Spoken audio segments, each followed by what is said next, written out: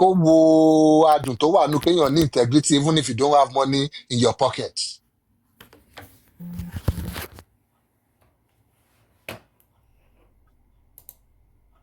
Yeah, anyway. When I saw that, so why not just come out and say, oh, fẹ́ ṣe iṣẹ́ fún ọmọ òun? Iṣẹ́ wo ló kù tó fẹ́ ṣe ń sìn Ṣítù? Tell me. Iṣẹ́ wo ló wà nílẹ̀ tó fẹ́ ṣe? You've given the Lagos State to the general 14 days. Ṣé 14 days ò tí ẹ̀ lapse ni? Kí ló tó lọ fọlọ́pàá gbé wọn? Torí pé wọ́n fún ẹ̀ ń fiat. What is the next thing you want to do? What do you want to stand for now? Tell me. Rather, you're going to probate court with Joseph Aloba, trying to see what you can steal by trick or by fast fingers. That is all they're interested in this case. That is what is gbogbo interest here nìyẹn. Àti Ṣítù o, àti Joseph Aloba o, àti wèrè Gùrẹ́sì tí mọ́tò ti fọ́ ẹnu ẹ̀ dànù yẹn náà. Gbogbo nǹkan tó wà interested nínú ẹ̀ nìyẹn. This and say it loudly. I don't know why he's in love with you. Ó lè ní Gùrẹ́sì láti expose yẹn bí yìí. Ẹni tí Naira Marley rán sí àwọn jòsí nìyẹn. Òun ni bridge láàrin Naira Marley and Joseph Aloba.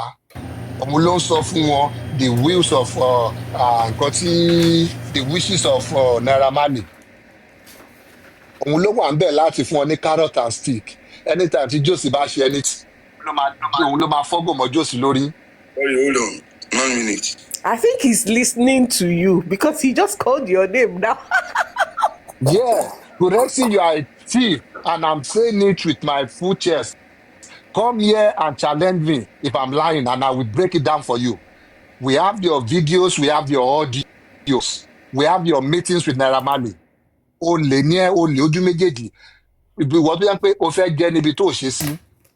Ọmọlọ́mọ kú, ọ commission wọ láti wá bẹ̀rẹ̀ máa ṣúdù family ẹ̀ fẹ́ máa pín ogún mọ́ra yín lọ́wọ́. Have you told your own people what your commission is? Your commission lọ́dọ̀ Naira Marley. Ṣo sọ fáwọn èèyàn ẹ? You didn't. Gurexi that went on Josephine's platform. Ó lọ ṣe bẹ́ẹ̀bẹ́ẹ̀bẹ́ẹ̀bẹ́. Nígbà tí yẹn ò mọ ọkọ̀ tó ń sọ, wọ́n ju wèrè dànù. Gbogbo àwọn tó ń wọ lọ́tún lósì kò lọ dá wọn lóhùn. Patagoras ló wà obsessed about. He is really sick. Olè tó ń jà ní Ìkẹjà, orí yẹn jà mọ́. Ogún ológun ló fẹ́ wá dẹ́bìtì àyàlù. Ẹlẹ́ni fẹ́ máa bá join the issues. Gùrẹ́sì abẹ́ park kò kúrò ń bẹ̀. So, tell me what this Ṣítù wants to stand for Josie as his lawyer now. Tell me the case before Josie. Yes, maybe there might still be a criminal case before him. And again, that takes us back to the issue of DNA. Why Josie has not been ready. Why Josie will never be ready until we force his hand eventually for this DNA issue. Don't forget he still has a pending issue with Elegushi people. This DNA will be instrumental in prosecuting that case. That is why, left to Joseph Aloba and people carrying out his wishes, they will delay this DNA till eternity until we find a way to force their hand to do it. This same DNA is instrumental also in making sure whatever kò bá jẹ́ boxer kan ní Mohbad ní láti ọmọ ẹ̀fẹ́ inherit, it will keep Joseph Aloba away from that boxer. You But see? present, Okay, sorry. yeah, go on. I just wanted to say that another thing that keeps baffling me is how these people have forgotten that when Josie, the Abedipella, according to Andrew S. Factor, when he was doing his accountability, he mentioned, calculate owó DNA pẹ̀lú owó now. Ó dẹ̀ calculate 16 million fún autopsy and money pathology or toxicology, that turned out that what's his name, Berekete, even gave the money. So why is he still making money a barrier to this DNA? Àbí ó kàn fẹ́ fún wọn dáadáa, bóyá format tí Gurexy fún nìyẹn, ipe kan túnbọ̀ squeeze àwọn public dáadáa because final collection lélẹ̀. Because why are owó they tí making that part? that's the money they can get for now. Josie knows that, okay. See, we all know that Josie knows this boy belongs to Mohbad. So Joseph Aloba knows once that is out officially through DNA, is a source of income, even from the public, from the majority of his own public, in quotes. Omo source yẹn máa cut it off immediately. So Josie will continue to delay this thing. At the same time, we continue to deceive this gullible public to get money from them. Pé tẹ́ bá dẹ̀ máa mọ̀ eventually later. Tí gbogbo ẹ̀ bá dẹ̀ máa cast later. At least nǹkan tẹ́yẹ bá jẹ ẹ̀yà ti gbèsò. You can see him ṣe fídíò kan ní ọ̀ṣọ́ ní ọ̀sán ilé nǹkan tó lọ ń kọrin ní kọ́nsáàtì. Ẹni bóyá ń ṣe tó ń jó tó wà ọ̀rà tó wà òkè gan. Tell me that's not a man living the best of his life. Tell me that's not a man who is happy with the situation of things. Bọ́rọ̀ ò ṣe lórí tí ò ṣe nírù. Tell me that is not that man you're looking at. Gbogbo àwọn playbook yìí, àwọn Gurexy ló gbé wá fún. Àwọn Gurexy làwọn Naira Marley fi playbook rán láti wá fi dá justice rú. Those stupid ones, I'm not talking of the ones to jẹ́ pé they are getting 2 naira and people like Toyin tó ń send the 5,000 tó ń send iye kan fún tó ń gba donation here and there. The main ones tó ti parọ́ fún pòkè iye báyìí ní ṣíà yín tẹ́ bá deliver iṣẹ́ yìí àbáwọn tó ti fún ní installment lórí iṣẹ́ yìí. I'm not talking about those ones. The stupid ones that are still contributing their 1 naira to 2 naira to this case. They cannot ask Gurexy some of these simple questions. What is your interest in this whole case? Why did you leave your job at Computer Village? To man with also do because my phone because in cotton here before this issue. I want to buy the Computer Village. Your guy you won't sell or you won't buy phone. Or yeah, come my brother they sell. That was Gurexy's job. Why did Gurexy leave that job at Computer Village? So why Joko to justice 24/7? Tell me, ṣé ìyàwó Gurexy ló ń bọ́n lé ni? Of course, Gurexy is making money from this thing. He's getting his commission. Báwo lèèyàn ṣe máa ní health challenge lábẹ́ yẹn tó kù díẹ̀ Ọlọ́run pàdánù láàánú Ọlọ́run pọ̀ tún wá rí? And immediately was able to get out of the hospital bed. He came straight to TikTok. Láti wá máa canvas again. Láti wá máa pẹ̀lú àti ẹ̀gbọ́n kan tó ń sọ àti ẹ̀ tí ń gbọ́ dáadáa díẹ̀ sí. Tell me, who would do that if there's nothing at stake? There's a whole lot of things at stake for Gurexy. Dẹ̀ mọ̀ pé ọ̀rọ̀ àwọn pípù yìí náà owó rèé ikú rèé náà ni. Tóun náà bá deliver lórí àwọn promises ẹ̀ kankan, òun náà mọ̀ nǹkan tójú òun máa rí. That's why ti yẹn pé ìgbà tó bá nídà ti la jọ́ọ̀gì mọ́ jòsí lórí, ó ń là mọ́ lórí.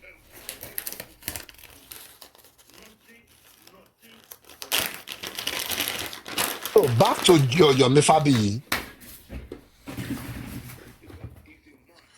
I know most people, all they want to see, and that's how you know people who are wicked, how you know people who are evil. They don't care. You hear them say, oh, by any means necessary. You hear them say, oh, the end will justify the means. No. If the means is not pure, if the means is not properly, justly followed or prosecuted, the end can never justify the means. You cannot You cannot prosecute justice with injustice. On the issue of Yomi Gbegba, Yomi Gbeawo, one known fact to anybody who is sensible is that the case of the death of Mohbad has been concluded, and the people indicted in that case, they have been arraigned in the court of competent jurisdiction. Nothing that Yomi Fabiyi or the likes of Bosrat, Arifa Yeyekudi, Paparano, and the rest of those fools, nothing they can do to impeach that particular decision. Nothing they can do. Otherwise, their so-called Sashitu would not have written to the Lagos State Attorney General that they should give him fiat to prosecute the people they have arraigned. Maybe he wants to indict somebody else too in the case. It's because he knows this one, no, it is yes and amen. That is it. Any other case, anybody, Bawani, any attempt to link any case, whether civil or maybe it has some criminal element, to link it to the death of Mohbad is, to put it simply, it is stupid and lazy. But who do you know for that? Yomi Fabiyi. Yomi Fabiyi is both stupid and lazy. If Yomi Fabiyi is not lazy, for almost a year now, more than a year, Yomi Fabiyi to join the case here. Tell me, so for me, is there continue Yomi Fabiyi?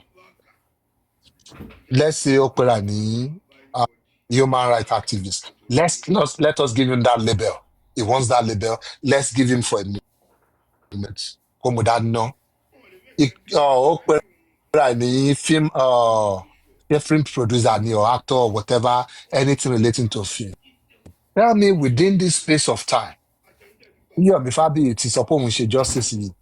Ẹ sọ ẹni tó ti jà fún human rights activist. Who has Yomi Fabiyi, what has he spoken about, or what has he done any form of activism for? Who? I don't know, maybe it was before or during the time tí kéèsì ìṣẹ̀lẹ̀ náà lọ yìnbọn pàbúrò ẹ̀. He didn't do anything for that one. A whole lot of other people who would need people to speak up for them in cases like this. No, he didn't. The only thing Yomi Fabiyi would do, tó máa jọ bẹ́ẹ̀ ni kó ń speak up, or ní kó lọ gbá TikTok game, kó máa búra wọn, kó máa mú kó lè rí coins díẹ̀díẹ̀, àwọn èèyàn káwọn èèyàn ń wá gift òun. Tell me, as an actor or somebody who calls himself a celebrity, tell me any brand that is associated with Yomi Fabiyi. No. No brand. No brand at all. Even Fomba tí tó ń pa kòkòrò gan, wọn ò lè gba Yomi as brand pẹ̀lú kòkòrò tó wà gbogbo èjìká àti ìdí ẹ̀ yẹn. Nobody is ready to associate themselves, to form any form of association with Yomi Fabiyi other than the fools on TikTok.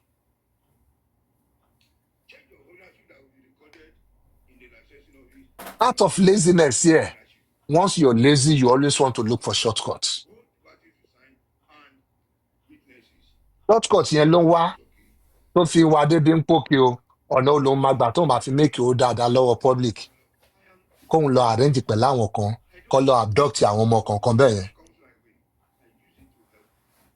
Because it is clearly an abduction. For whatever reason, these boys were not invited.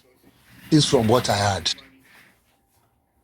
If you were able to track them, if you're able to know the court, tell them a lawyer, you never sent any form of invitation.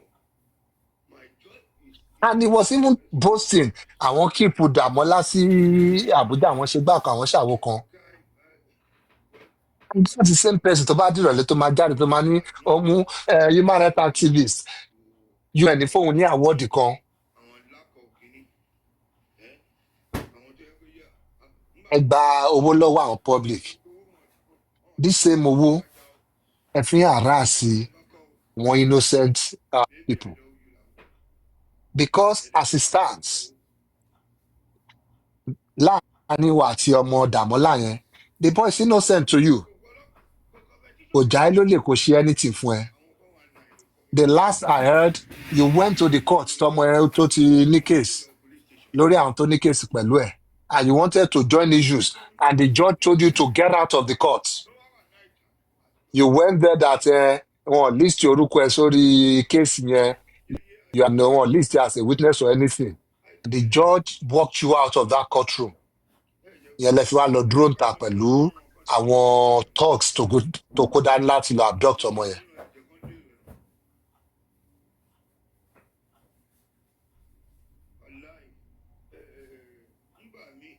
So tell me how an abduction is lawful in Nigeria. And tell me how people who now claim to be fighting for justice for Mohbad we now see this kind of injustice.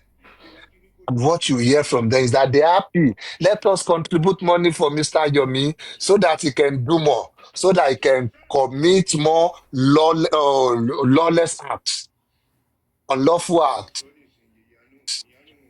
so that he can continue in this road to perdition. Tell me how that báwo reconcile kìíní yẹn papọ̀. How do you people sit? How do you sleep at night? Knowing that you are one thing and inside you is another thing entirely opposite, different.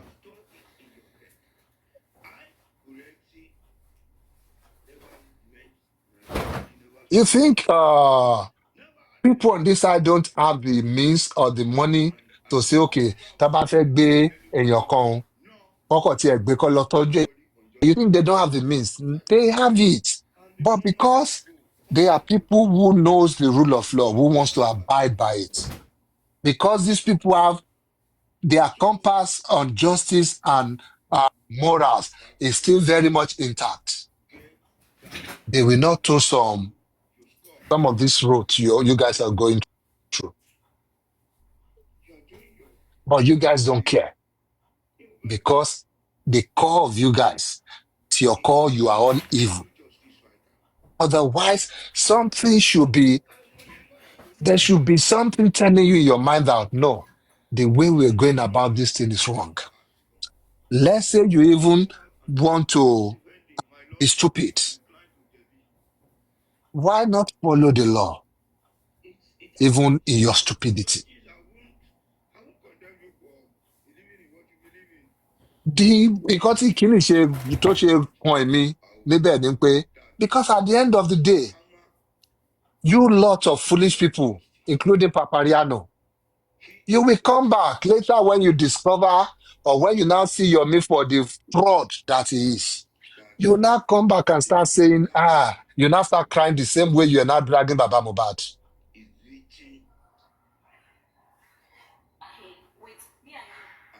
Yomi has defrauded the public. He has taken money from us. He has collected donation. Meanwhile, this one has nothing to do. Meanwhile, he has just told officers to just keep this boy in the cell without even asking them any relevant question to what will bring you guys the justice you are looking for.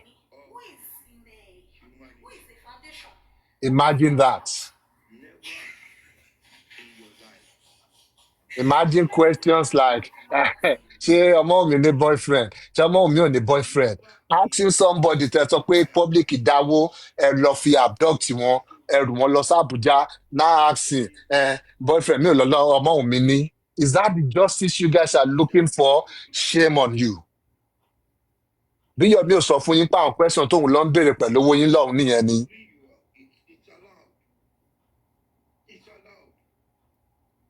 Àwọn question tó lọ ń béèrè nìyẹn o, ẹ lè béèrè lọ́ọ̀ tó bá fẹ́ parọ́ ẹ o.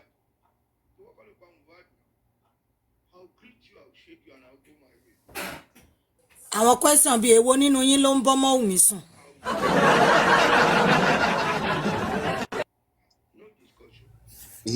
ẹ̀yin gan pàápàá ẹ ṣáà ní pé mo pẹ́ ọ̀rọ̀ ọ̀hún sọ ń bẹ̀ yẹn ni. Ọlọ́run ọ̀rọ̀ ojú gbà àrìndìn. mí tì ojú gbà àká ẹ̀ tèmi global stage náà. At this point ẹ má jà pẹ́ nǹkan kan ẹ já fọ́ kùtùkùtù. ó yá break am. Can you imagine? Nigeria. Oh, is that what will bring justice? And Yomi máa bá yín sọ wọ́n interrogate wọn wọ́n ti ń sing like a bird. Question tó ń béèrè nìyẹn o ẹ sọ ọdún sing tó fẹ́ sing ìṣòro question yẹn fún mi o. Láàmú tó sọ pé wọ́n ti ka everything wọ́n ti list gbogbo orúkọ. Ṣé orúkọ àwọn tó ń bọ́ mọ́ mi sùn lọ list ní àbẹ̀wò? That is what you're paying Yomi for. That is what your money is being spent on. Hearing this tonight now, can you guys still sleep at night?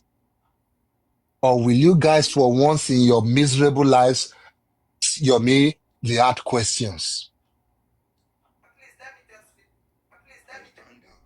Where is Yomi's statement? Ní court, ní police station tó gbé àwọn ọmọ yìí lọ, tó ti lọ petition wọn. Where is the statement of pé bóyá nǹkan tó ṣe lélẹ̀ àbí nǹkan tí ò ṣẹlẹ̀ lélẹ̀ yìí? And maybe because you guys are just, I don't know, mo mọ iye ìgbà tí èèyàn máa sọ fún yín, ọpọlọ yín kò kú ni or something. Oh, báwo ni Yomi, whether through whatever stupid NGO tó lóun ní tó fi ń defraud yín, how can they sọ pé àwọn fẹ́ investigate murder case àbáwọn fẹ́ join the issues àbáwọn fẹ́ ṣe kinní kan ẹ sọ fún mi what will be their own issue with it? Tell me of what would be their legal basis, their foundation.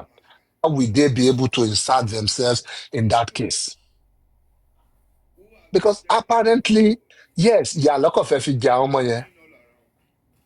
Bóyá nítorí ọtí ní pòkè àwọn ọmọ yóò ní wọn ò ní enough backing.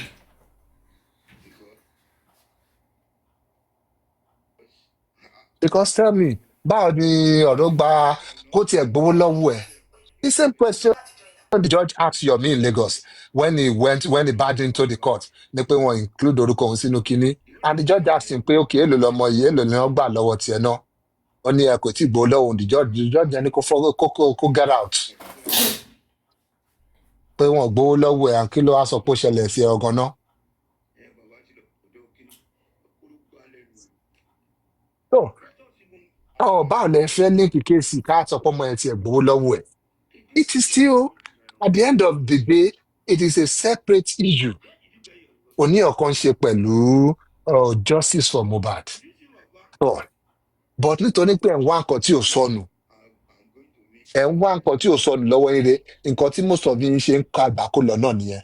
Fúnra yín báyìí lẹ lọ ń tú ilé, ẹ tú ilé ẹ̀dẹ̀ kan ìdààmú nínú ẹ̀ because wíwà tẹ̀ ń dara yín láàmú lélẹ́yìí.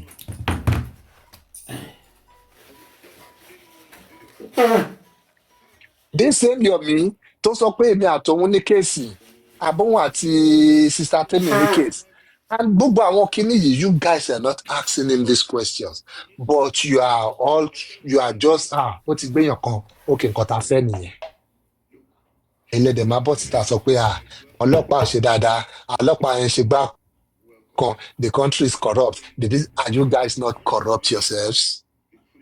Ẹ̀yin gangan ilẹ̀ corrupt jẹjẹ lọlọpàá iṣẹ ọlọ́pàá wa kọlẹ̀kùn lẹ́yìn ní pé mo wà ká lọ bá yín gbéyàn ẹ̀yin kọ́ lẹ lọ bọ́lọ́pàá ní pé àfẹ́ àràṣẹ ní báyìí báyìí báwa abduct yẹ.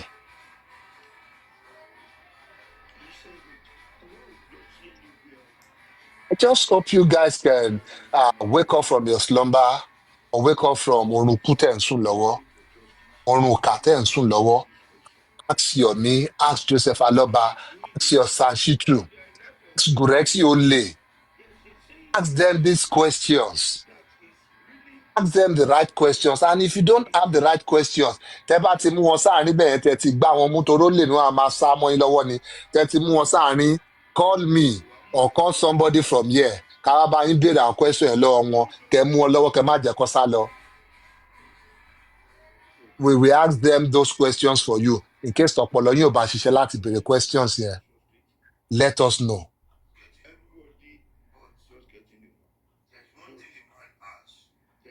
But at the end of the day, all these things is just thought in futility. It's still going to amount to nothing. It's still going to be the same circle again. You guys will still come back and you will still cry all over again. Wọ́n ti gba yín, wọ́n ti gba pátá yín, wọ́n ti gbowó yín, wọ́n ti gba everything yín.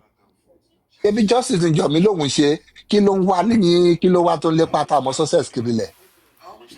Yàrá human rights tó ń jà fún nìyẹn ni. ó jà fọmọ success náà ló ṣe mú wọ yàrá lọ ó ń protect ẹ ní.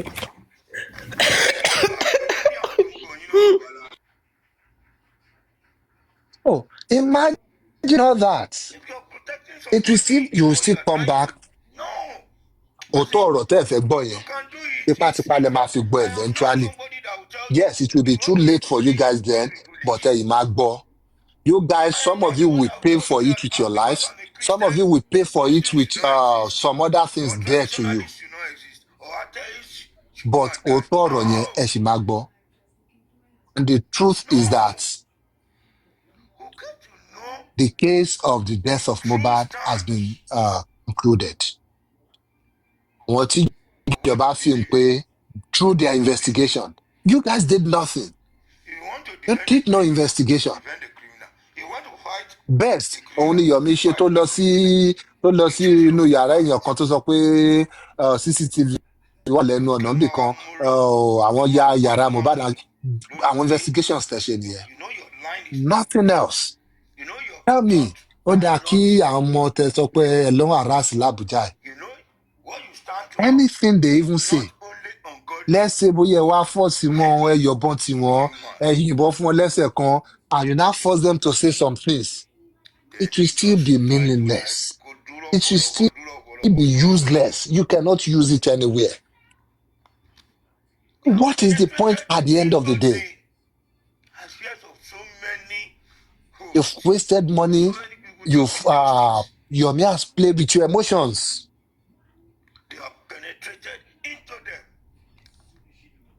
At this point, Yomi and Joseph Aloba, àwọn méjèèjì lè jẹ́ kẹjọ máa jí kẹjọ máa wọ̀n lépè láràárọ̀ tẹ́ bá jí.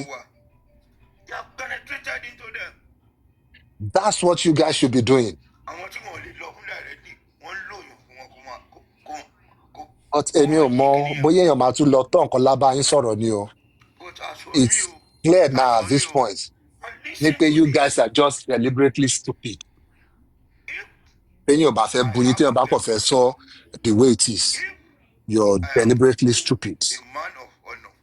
Many of them, the cure for stupidity lọ́wọ́. That I am no longer. I don't have the cure to it. I don't know. Àtọ́bá ní cure lọ́wọ́. Bóyá kọ́ bá ń send there. I'm not interested. This man Yomi ń parọ́ fún yín. Ẹ̀dẹ̀ ń gbé jẹ. Bí ìyá Mohbad ṣe sọ, Yomi ń yàgbẹ́, ẹ̀yin dẹ̀ ń kó jẹ. It is very. The other, ṣé jẹta ọ̀ṣọ́ ni, ó wá síta, spending has been arrested, kìnìkan. He owned the narrative. He tried to own the arrest. Not knowing pé àwọn wèrè ẹgbẹ́ òun kan náà lọ ṣiṣẹ́ yẹn. But later on, nígbà tí àwọn wèrè yẹn náà jáde síta, ó tún try láti twist ẹ padà ẹ. Did I say I arrested him? I only gave the information. Why did you give the information back to me? Pé ọkọ lọ ṣiṣẹ́. I am not doing. What is, you will know that this guy is a scam artist. Wọ́n á tún sọ̀rọ̀ lórí nǹkan tí mo ní ìwé ṣe wọn. Best. A poor one for that matter. Ìwé tá a bá ti ṣe ó dàárọ̀, a kì í ṣe kalẹ̀ mẹ́. Ọmọ Yorùbá. Ẹ wá wò ó pé harassment should be the order of day. If you are truly. You even now have the effrontery to now call a draft lawyer pé kó sọ fún client according to you o ló lóun pé o. Ilé tó ní effrontery ẹ̀ láti pe lọ́ọ̀yà Ọmọ́wùnmí ná. Ilé táyà yẹn ò kú ẹ débẹ̀. Ilé tí wèrè yẹn ò jẹun lórí ẹ̀ láti pe lọ́ọ̀yà Ọmọ́wùnmí. Nípò yá o, tell your client to come to Abuja o. Kí lé tó ṣe yẹn? Tí mọ̀ pé tájà yín bá ń sínwín, ajá ó wa máa ò mójú gbọ́dọ̀ fi olówó bí ẹ̀ ni. ẹ̀jẹ̀ táwa ti rí. Once we commit, we don't go back Eruku to lọ that gba point. 10 million lọ gba So 50 since million we lọ́wọ́ not wọn, doing, we are not ó sì doing. mọ̀ pé tájà ẹ̀ báyìí ń sinwín náà. Wùmí sì lọ̀gá ẹ̀, For gbogbo me, oúnjẹ tó ń jẹ lénìí, I'm seeing ọmọ the mi ló ń fún oúnjẹ opportunity sínú to plate ẹ̀. announce my renewed strength, Yes, my you are being renewed Holy ungrateful. Spirit, Ó my dúpẹ́ lọ́wọ́ ẹni renewed tó ń God, fún ẹ ní daily bread ẹ. and my But renewed the only thing we can give to you ni pé o sì mọ when to mọ ìgbà téèyàn ń sá. good, solid, and positive agenda to justice for Mohbad. Kò sí nǹkan táwọn ọmọ ẹ bá fún yín l'Àbújá tẹ fẹ́ rí lò. Ẹ kàn máa harass wọn I'm lásán not ni. going back Ó dẹ̀ to kọ take ẹlẹ́dàá àmọ́ yóò vengeance. kẹlẹ́dàá yín láti ṣèdájọ́ ẹ̀ láàrin yín. I'm not leaving Yes, àwọn ló fira wọn unelected to sáwọn get justice. ló fira wọn sáwọn kọ́nà So, kankan tẹ fi my lè ka wọn background, mọ́bẹ̀. Àwọn tí ò fira wọn sí kọ́nà again, pẹ̀lú yín kí lè tẹ̀ ka wọn mọ́bẹ̀. fight. Why are you going What we for are ṣáà fighting. pariwo àdúrà shattered you? Kí ló tó ṣe àdúrà ló yẹ kó lọ gbé lọ sàbújá? Kọ́kọ́ ló pa Mohbad. Why táwọn èèyàn ṣe bèrè lẹ́nu pé okay, at what There is point no Mr. way Yomi they are did you going now to take believe pé those Yomi who ló know chat about the killing of Mohbad to Dàmọ́lá ló report. chat ẹ gangan? Let it do that after Because you were 2020. shouting àdúrà I can shattered me. see you So and why your did you go for Damola jokingly when you could have gone persuading for the àdúrà that chatted you? ṣé kò tán lójú yín o. Let me be able to Because see you the and case you are claiming is the case of mocking àdúrà tried to defraud you. Ẹ bá ìbèrè lọ́wọ́ ẹ̀ lọ́la, òyìnkan tó yìí máa sọ nìyẹn. So why not go for him? situation. Lórí òmò pé tájà ẹ bá ń sinwín sẹ́, ó máa mójú olówó ẹ̀. Anyway, You know you want to some score people some have of these gone cheap to points. Ọmọ ìlọ́dẹ̀ wà expose bẹ́ẹ̀ yẹn, wọ́n ti expose ara some wọn people sí are yín lọ́wọ́. naturally. Ẹ fi lè sáré lò wọ́n fi score àwọn points yẹn. So I beg of you, Where is your presidency's continue directive? in your way of doing whatever you are doing. Wumi, ọmọ mi is greater than that stupid Come and directive tó understand ní wà lọ́wọ́ ẹ̀. why we The are president, maintaining people ló ṣe our máa ń sọ position náà, and our stance. directive from president, the presidency directive. You can't. Ọmọ mi is greater than you, Please, greater than the directive, greater than whoever gave you that directive. Because definitely we all know no president or no office of the president will give a low life like that's you, will just even attend to a low life like you. You will not even come Madam, close to them. Madam Denitoto. Sisi ṣẹlẹ̀. If you now Because claim or if you are now claiming èmi rò pé ṣòkòtò you are ló close to them, they gave you skẹ́ẹ̀tì that ló wọ̀. directive, Sisi and ṣẹlẹ̀. I'm now You are not a man. telling you that ọmọ mi is greater than I don't know àtiwọ́ what's wrong with you. àti directives ọwọ́ ẹ̀ I know àtẹni tó fún ẹ ní your directives family. yẹn. I need to go Ọmọ to mi your is house. all of you I combined. need to go to your Àtọ́dún wo ló ti house. gba directives yẹn At náà? least That none of them, enlighten them no law to enforcement know that can even kíní ẹ̀ ti dare ń wọ̀ ẹ́ lára kan. send ọmọ mi an invitation Ó ti ń wọ̀ ẹ́ lára kan. or contact a lawyer You pé are losing okay àti it. gba Or you are presidency losing it. directive o ẹjọ ẹ má bínú I o could we actually know ọmọ mi is a walk in your very papa. great person o Wáàdì ojú ẹyọ kan àbí méjì lọ láyé yìí and láti she come o ká tiẹ̀ fọ̀rọ̀ wá lẹ́nu wò kó má dàbẹ̀ ni pé àṣìṣe president o we know we Why are cannot you like this? hold her but let's just Parents put up an of your appearance. family or your upbringing. Wọ́n ti gba directive yẹn sí àmà ti lé lóṣù kan. You are not sensible and you are not So why is not calculate anything no ṣẹlẹ̀? ideological. It's simple. It's because ọmọ mi is greater than you, than your presidency directive, and than, in quote, your presidency gangan or your president yẹn. Oh, what you so clear? I thought I could You can lie to those you want to lie to. just attend to him. They are also feeding from it also. Èyí tí ò bá gbowó directly nídìí ẹ̀, ó ń gbowó through bóyá ń bá ẹ ṣe story àbí ò ṣe lè so tọrọ fún ẹ. Somebody like Papariano, even when some people tó jẹ́ pé bóyá ẹ̀kọ̀ọ̀kan tí you know even when people are mad they have their lucid period. Period when they will just wake up and everything will look normal to them and they, oh, why am I like this? So some of these people here sometimes, maybe 2 minutes in a day, even kí lorúkọ ẹ̀?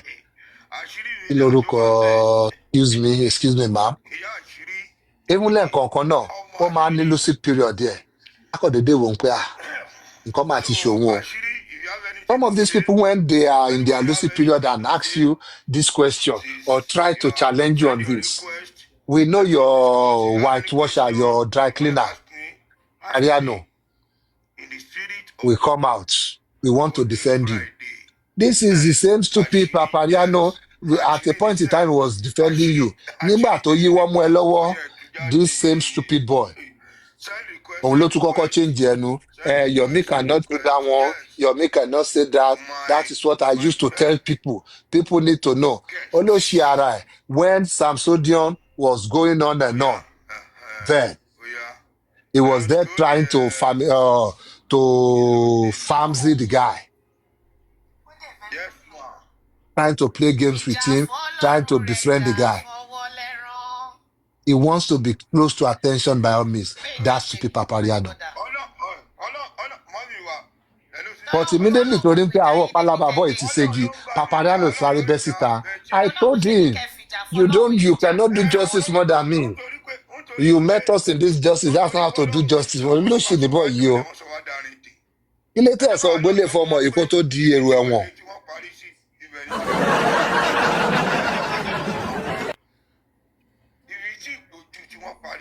The same thing.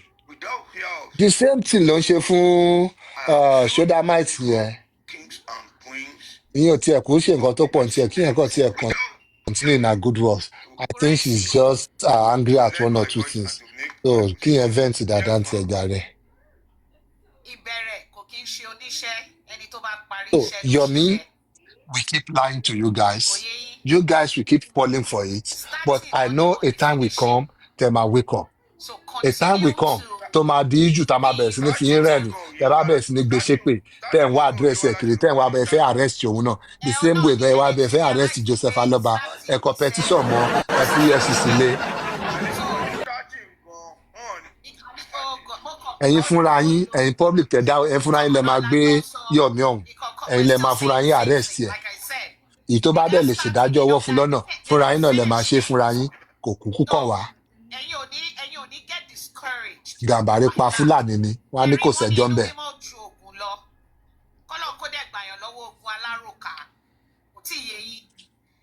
Ẹ wo da British, ó jà ń pẹ́ tí wàá dá mi dá kí ní iyọ̀. Thought we were having a conversation. I dey enjoy your voice ni. Mọ̀mọ́ wa wò pé mo sì fẹ́ message tèmi pé ṣé àní pé ọkọ wa ìwọlé báyìí gbogbo tébù bá ti fún. Then they come and crown it up. At least, akọni ṣe ó yẹ kẹ́ padà wá. You just shown your level of Kudus, wetin you talk? Ẹ jọ kí ni I said you just shown your level of aṣẹ́wó to me this evening. Kí ni mo tún ṣe àkùdù? Ohun olóhùn ló fẹ́ ẹ gbà mí. Tẹ́mi. Mr. Patagoras, Yomi máa ta yín lọ́fà o. Ó ta tì. Èmi ò dẹ̀ ní sí Ó máa ibẹ̀. ṣẹ̀wọ̀n ẹlẹ́yẹ ẹni tí ò bá ta. Mi ì dẹ̀ ní sí ibẹ̀ torí ìyẹn ò lè defend yín bá ṣe ń bọ́ yín lọ́wọ́ lẹ̀ ń borùka. Èmi ò lè defend yín láíláí. Tí èmi bá bẹ̀rẹ̀ sí í sunkún sí i, tó sunkún sí yín lọ́rùn. Ọlọ́kùnrin méjèèjì. Ṣé bá rí àrà tí bẹ́ẹ̀ ní dá lẹ́nu? Kí ni mo ṣe ọ̀gá mi ẹ bèèrè lọ́wọ́ ìyàwó yín? Iṣẹ́ kan náà kọ̀ lẹ́jọ́ kún. Ọ̀gá mi tí Yomi bá sọ pé ẹ fi kan sórí fóun tó jẹ̀bi. Nígbà yìí kò dáa.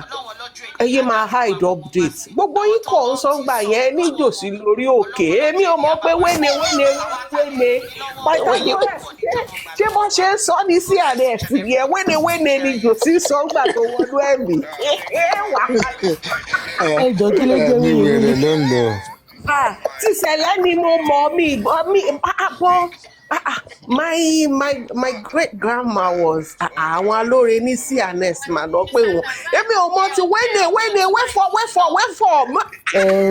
Ẹ láwọ yẹn fomi lò ó, ẹ má ní ìjẹ bẹ́ẹ̀. Ẹ̀nà ló fi wà nínú ẹ̀mí ẹ̀nà. Mr. Patagoras, ṣe ọmọjọ́ ṣe gbogbo àti give up. Ó tiẹ̀ ní máa béèrè lọ́wọ́ Pàìtà pé àsọmọ CNS ni mọ̀ wò pé ṣé bẹ́ẹ̀ ṣe máa ń sọ ń bẹ̀ nìyẹn wéfọ̀. Èwo ló kàn gá mi? Ìjẹ̀bú ló ń sọ ní àbí? Ìjẹ̀bú ló fi ń fún ìdèbí. Èdè Èkìtì ni. Gàbírìtì. Mr. Patagoras, ṣé mo rò pé àwọn tí ìjọ sí ìyá wèrè gan?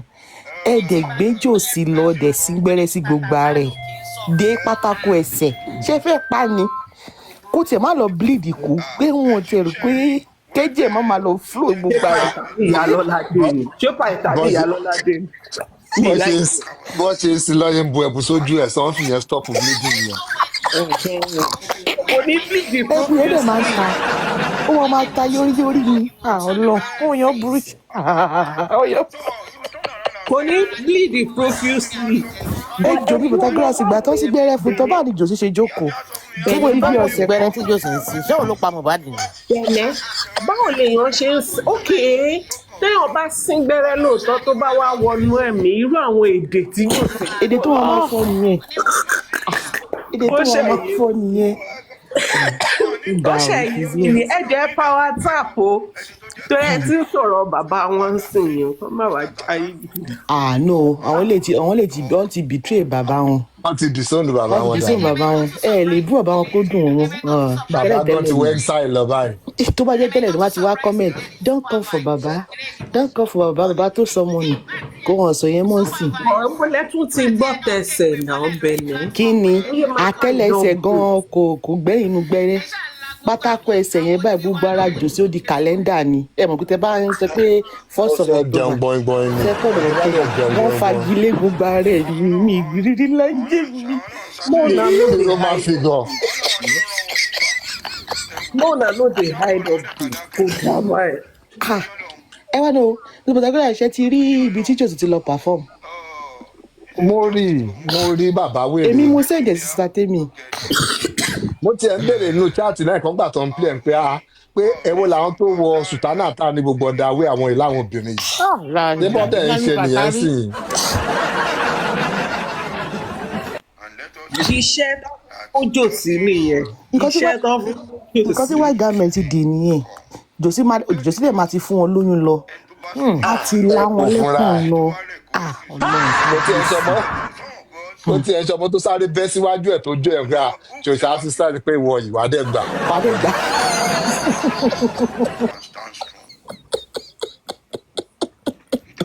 wàá dẹ̀ gbà to be honest even though my own take might be a little bit different I would love it tí Yomi bá lè ṣe worst ẹ̀ kó ti arrest gbogbo wọn boys yẹn èmi fẹ́ rí the worst that I can do me I even want to see I even want him to mo fẹ́ wò bóyá o máa fi wọ́n síbẹ̀ fún 1 year ni o bóyá láti ibẹ̀ lọ wọ́n máa gbé wọn lọ sí firing squad ni o Nǹkan tó fẹ́ wọn ti àgbà àbí.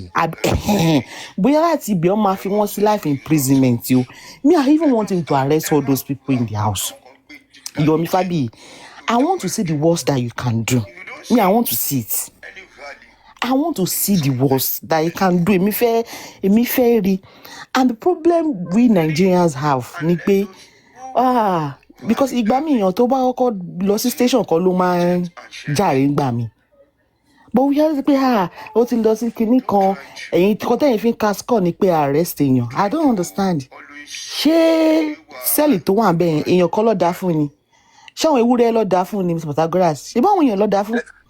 Adéfátọ́ arrest gan tọ́lẹ̀ tún jẹ́ ìyàwó ẹ̀ lẹ́yìn ẹ̀gàn ṣó kù. I'm telling you Arifa gan onígbà tó wà ní prison gan onígbà tó wà ní sẹ́ẹ̀lì gan oúnjẹ tí kò jẹ rí gan oúnjẹ tíyàwó ilé ẹ̀ ò lè ṣe fún un lárífà ń jẹ Veron wá ṣàlàyé fún wa ń tànà ó ní Arifa gan oúnjẹ tó ń live bí ọba níbẹ̀ ni ọ̀tọ̀ lóúnjẹ tó máa ṣe fún láàárọ̀ ọ̀tọ̀ ní tó máa ṣe fún lálẹ́ Arifa ò dẹ̀ kú náà ṣèbú náà sọ pé ìgbà tóun lọ síbẹ̀ òun tún ní connection. Nǹkan tíyàwó ẹ̀ rí náà nìyẹn tó fi wọn pé kóun náà já yé ara òun. Yeah, ó nígbà tóun tún débẹ̀ gan àwọn connection tóun ò rírí láyé òun ibẹ̀ lòun tún rí connection bàbá Fẹlá gan máa ń pààrọ̀ prison nígbẹ́ni tó ń lọ sí mákẹ́ẹ̀tì so Ọbásanjọ́ gan lọ sẹ́wọ̀n ó di president so ṣé worst yẹ Yomi Fabiyi me I want to see me gbogbo franga tó ń ṣe yẹn me I want to see your depth ẹ̀ ọdún hotel ní depth náà ó fúyẹ́ me I want to see nǹkan tó fẹ́ ṣe that's what you want to do. Yomi Fabiyi tó bá arrest àwọn boys yẹn tó arrest gbogbo wọn tó o bá rán wọn lọ sẹ́wọ̀n ó máa pásán lórí ọmọ kankan tó wà lọ́wọ́ yẹn o ò ní ṣoríire o ò ní bẹ́gbẹ́ pé ó máa kú sọ́nà bí èéfín ni tó o bá lè rán àwọn boys yẹn lọ sẹ́wọ̀n pé you will just end up pé wàá arrest wọn wọ́n á release wọn tó o bá rán wọn lọ sẹ́wọ̀n pé kọ́ sẹ́ńtẹ́ǹsì wọn àbí kí wọ́n lọ fẹ̀yìn wọn tàgbà Yomi Fabiyi ó ní kú síbi táṣọ ẹ̀ wà ó máa ráre dọjọ́ alẹ́ ni me I want to see what you want to do èmi fẹ́ rí àbúrò pé because I was just thinking in my mind èmi tẹ̀ pé lọ arrest wọn me I want to see ṣó lè ó lè jẹyan ní tó bá ṣe ẹran àwọn boys yẹn fún Yomi Fabiyi ṣó lè jẹ ni can you eat it ṣó lè jẹran wọn ṣó lè gbé ọ̀bẹ mi ni àbí ṣó lè gbé ṣó mi me I want to see do your worst ṣe worst yẹ because àbọ̀rọ̀ máa gbé wọn lọ́wọ́ pé òun sáré kí yẹn ló máa fún máa ṣe yẹn òyìn ló máa fún máa make owó lọ but tó bá ti arrest wọn the people that are seeing you as the alpha as the omega as the beginning and the finisher of J4M olórí burúkú Papriano that is your enabler that is the one that is pushing people to fall into your trap for you to scam them of their money me I want to see mo fẹ́ rí nǹkan tó fẹ́ ṣe wàláì me I want to see èmi fẹ́ rí nǹkan tó fẹ́ ṣe because kíní kan any small thing ta ló ti arrest èèyàn kò yé mi arrest na water oh lọ́bìnrin my dad is a proper ọmọ Èkó ní dada popsi mi àwọn ọmọ nílẹ̀ lọ́bìnrin lọ́wọ́ ọmọ nílẹ̀ kò sí sẹ́ẹ̀lì tí wọ́n mọ̀ ọmọ yìí ti sì wà ń bẹ̀ ọmọ yìí tí kínní they have lawyers on speed dial because iye tó bá jọ ọmọ nílẹ̀ wọ́n máa gbé yín ni wọ́n máa gbé yín ṣeré ni àwọn tó gbé yín náà ló máa fi yín sílẹ̀ so me I want to see lọ ṣe worst yẹ lọ do your worst send them tó bá Yomi Fabiyi pé tí mo ṣe yóò máa ràn mọ́ ẹ o ó máa ràn mọ́ iṣẹ́ dẹ̀ if you arrest those boys and you cannot get them the court to sentence them maybe out to life imprisonment o for the pie of Mohbad á jẹ́ pé olórí ọmọ àlè ní Yomi Fabiyi á jẹ́ pé you are just all back you can't do anything you are a toothless moron àwọn idiot wọ́n dẹ̀ fọ́ sí trap ẹ̀ àwọn ni mo blame because if you this moronic idiot that you cannot even say baba Jesha despite all the noise despite all the contribution owó baba Jesha ló fi kọ́lé tó kọ́ yẹn now it was after the case of baba Jesha you built that house tó lọ kọ́lé sáàárín àwọn igbó Orúnmìlà tẹ́ pé ò lè sùn síbẹ̀ bóyá ilẹ̀ òrìṣà ló lọ kọ́lé sí ni o bóyá I don't know ó wá di pé òun wá sọ̀rọ̀ ó ti ń fi J4M náà kọ́ hòtẹ́ẹ̀lì.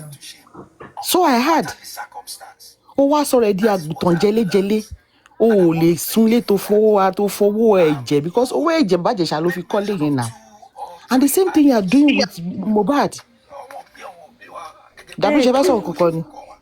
ó ní múvì kan tó ṣe ń gbà yẹn tí ghost táwọn boys yẹn lọ ta kínní òòṣà ní tí wọ́n lọ ta òòṣà tí òòṣà yẹn wá ń disturb wọn káàkiri bóyá irú létí tí yóò bí kọ́ọ̀tì yẹn. ṣé olúwa nílẹ̀. Thank you tolúwa nílẹ̀ bóyá torí ẹ̀ ló ṣe lọ ń sórí títì Benin you are right. because why would you say you built a house mi ìrírí kíyàn kọ́ bungalow kíyàn ní òun ṣe housewarming tó mú àǹkárá tó ṣe kíní I don't know ìwé ìgbà tó ń ṣe housewarming gan mo rò bí duplex kan ni àṣé bungalow kan láàrin igbó tẹ́ pé ọ̀kadà gan ò lè débẹ̀ lè order nǹkan online gan kó lè trace ibẹ̀ ẹ máa ní láti lọ gba order yín ní àárín títì ni. ẹ̀rù abá dispatch gan láti lọ sílẹ̀. ṣe understand tó múra kọ̀kọ̀kọ̀kọ̀kọ̀ tó máa ń kára bẹ́ẹ̀ tó ń ṣènáwó mo gbé kí ni gbogbo ṣé àwọn gbogbo nǹkan ló máa ń jára kó lójú tọ́mọ wọn bá sọnù wọn máa wá kiri tó kí ni gbogbo nọ́sẹ̀nsì tí idiot ń ṣe but he is a poverty stricken moron. olóògbé rẹ̀ kó bá sọnù kó má wá kiri ni. kó má wá kiri ó máa wálé tọmọ bá rìn tó stroke òun ló máa padà wálé fún mi ìwọ làbọ̀rọ̀ máa wá kiri. bọ̀bọ̀ náà bẹ́ẹ̀ náà ni wèrè tó ń ṣe iṣẹ́ lọ́jọ́ iná ṣe ló bẹ̀rẹ̀ sí ń sunkún pé first born my son in London UK ló bẹ̀rẹ̀ sí ń sunkún Yomi ò lè rí first born ẹ̀ lọ́nà kó dá ọmọ yẹn dúró, ọmọ yẹn máa pe ọlọ́pàá fún yín. Ọmọ first born Yomi ò ọmọ yẹn kò Yomi ò mọ bọ́mọ yẹn ṣe dàgbà, bó ṣe wọ pampers, bó ṣe lọ sí school. Yomi Fabiyi Pasan is a deadbeat man father. Yomi ti ó lose in every way. Àwọn tó bá nu industry they left him behind. The people that tó ní òun kọ́ wọ́n ti fi Yomi sílẹ̀. Excuse me. So ọ̀rọ̀ Yomi ò ń jẹ́ mi lójú. This J4M, I've said it this afternoon, is now a mockery. It's a mockery now. Is a game of chess. Some people have seen it as a source of livelihood. Arifa òyàn tó yẹ kó máa lọ ń tọrọ bárà tẹ́lẹ̀ ni kò ráyè tọrọ bárà. Gbogbo kàsá ṣàkámàǹjì tó máa ní kinní kan ẹ lọ ra ìdíyẹ méjì aṣọ funfun mẹ́ta. Arifa ò ṣe yẹn mọ́ ń sìn. J4M ló jókòó sí. Onírun méje according to Sister Mayor. Arifa is not doing anything. Arifa is a low life. He doesn't have a job.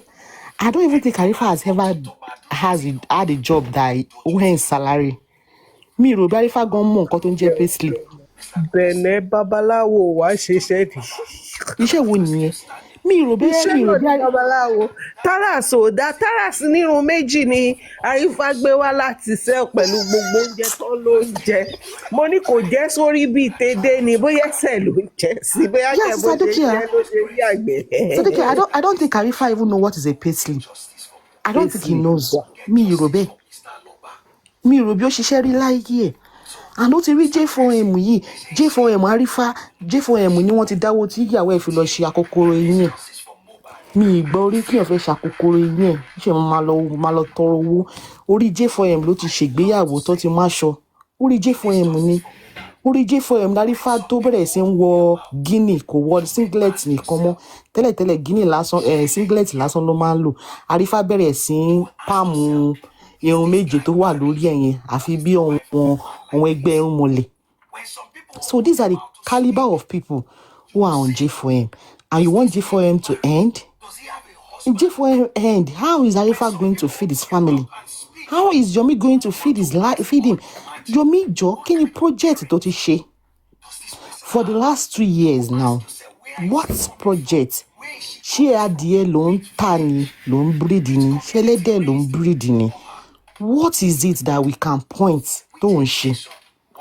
Sọ fún mi kí ni endorsement tó ti gbà for the past 2 years? Fíìmù ló ti jẹ́ pass waka pass.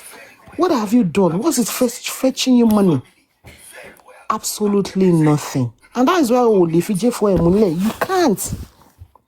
J4M is an endless pit. It's easy money for you. You will just come online, you come and blab, you come and brag, you come and you just talk, chatterbox. And that's it. And on them at the way for because what tó bá dé ti yá tó wọ́n bá fún ẹ ló wà no fẹ́ play game. Wà bẹ̀rẹ̀ sí play game. Yomi Fabiyi wá di pé tó bá play game, o ò lè repo sí generator, o ò lè ra káàdì sórí fóònù. Ayé ẹ ti tán, Yomi Fabiyi. Ayé ẹ ó ti tán. Antecedent ẹ̀ náà ṣe bí boxers náà fi kọ́kọ́ gbà wọlé. Gbà pé máa wọlé boxers ni a rántí. Ó ní bó tiẹ̀ jẹ́ boss corner bọ̀ nǹkan tẹ̀ báwọn wá nǹkan kan torí òun ò kaṣọ dání irọ́ kẹ̀ ni. Àwọn jìbìtì. Ó wá di pé ó bẹ̀rẹ̀ sí wọ Guinea, ó bẹ̀rẹ̀ sí dé fìlà sí. And again, Yomi Fabiyi, I used to ask this question and you've not given me an answer. Is it only Mohbad that deserves justice in Nigeria? Is your NGO just for Mohbad alone? Thank you. I mentioned it. Is your what is it called? Your organization, your whatever. Does it discriminate? Does it select? Is it a selective organization? Only the ones that bring money, my dear. I remember, but only on NGO, it was only for Baba Jesha. All other cases was not relevant to you. Once in a year, once in 3 years. No, but every year. Once in 3 years, ṣebí àmọye cases tí wọ́n fún ní ọ̀dọ̀ Láti that he couldn't even continue with it because it wasn't fetching him any money. Èyí tó súnmọ́ lé gangan kọ́ àbúrò ẹ̀ tó yìnbọn pa ńkọ́ ìgbà ló fẹ́ ṣe justice fún yẹn. Èmi náà sọ fún now, and we've asked him pé Yomi, what about justice for your brother? Your blood brother, èèyàn tí wọ́n pa sí ẹnu géètì school ẹ̀, wọ́n yìn níbọn lórí ni. Tí ọpọlọ ẹ̀ báyìí tó fọ́ sí gbogbo lẹ́lẹ̀. Why are you not seeking justice for your brother? Ṣé brother will deserve justice in? Why are you not using your NGO? After all, the NGO, you are the secretary, you are the chairman, you are the everything. Ìwọ ni gbogbo ẹ̀. Ìwọ ni accountancy, ìwọ ni everything ní NGO. Why are you not seeking justice for your own brother? Ṣé brother, tẹ́ bá dẹ̀ rí brother yẹn, carbon copy your meaning. It looks exactly like Yomi Fabi. You can Google it. Èyí lórí burúkú tẹ wà ní FYP. Tẹ́ bá rò bí à ń parọ́ mọ́ Yomi. Go and Google Yomi Fabi's brother tí wọ́n fìbọn pa. Why is he not seeking for justice for his brother? Lọ tí brother ṣì wà ṣèbí bóyá nǹkan mi ò bọ̀ bóyá ni ò bá tiẹ̀ lo ayé ẹ̀ dáadáa. Àbí? Why are you not seeking justice for your brother? And your own NGO, mama select ni. Èyí gbogbo èyí tó ń ṣẹlẹ̀ yẹn kò kún ẹ́. And ìwọ lórí burúkú Papa Bingo tí wọ́n bá ti bí pọ̀nrín máa pọ́kùnrin yàrá ya ẹ̀dá. Tí gbogbo ẹ bá délẹ̀ tán kó wá sọ pé I told him, I told Yomi Fabi, you people don't listen. Wo. Èmi gan máa dìdí ní kí sàtẹ́mì fún mi ní bó jẹ́ 1 hour tí máa fi drag. Ṣé 1 hour nìkan ni máa lọ sórí platform ẹ̀ lọ bí ṣe pè ní? If everything comes out in the open, because that's what you are good at, Papa Bingo. You love to exonerate yourself. When the shit hit the fan, you love to wash your hand off everything. You try to prove as if you are better than all of them. And you are the same. You are just a useless, moronic content creator. And a failed one at that.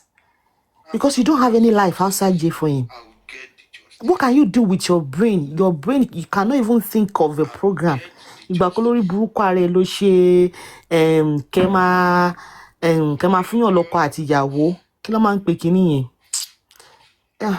Mr. Patagoras ẹ̀mọ̀ pé ilẹ̀ máa ń lọ kiri kí ló máa ń pè wọ́n tó máa matchmaking ìgbà kan ló ṣe matchmaking títí Patagoras ló máa ń lọ káàkiri.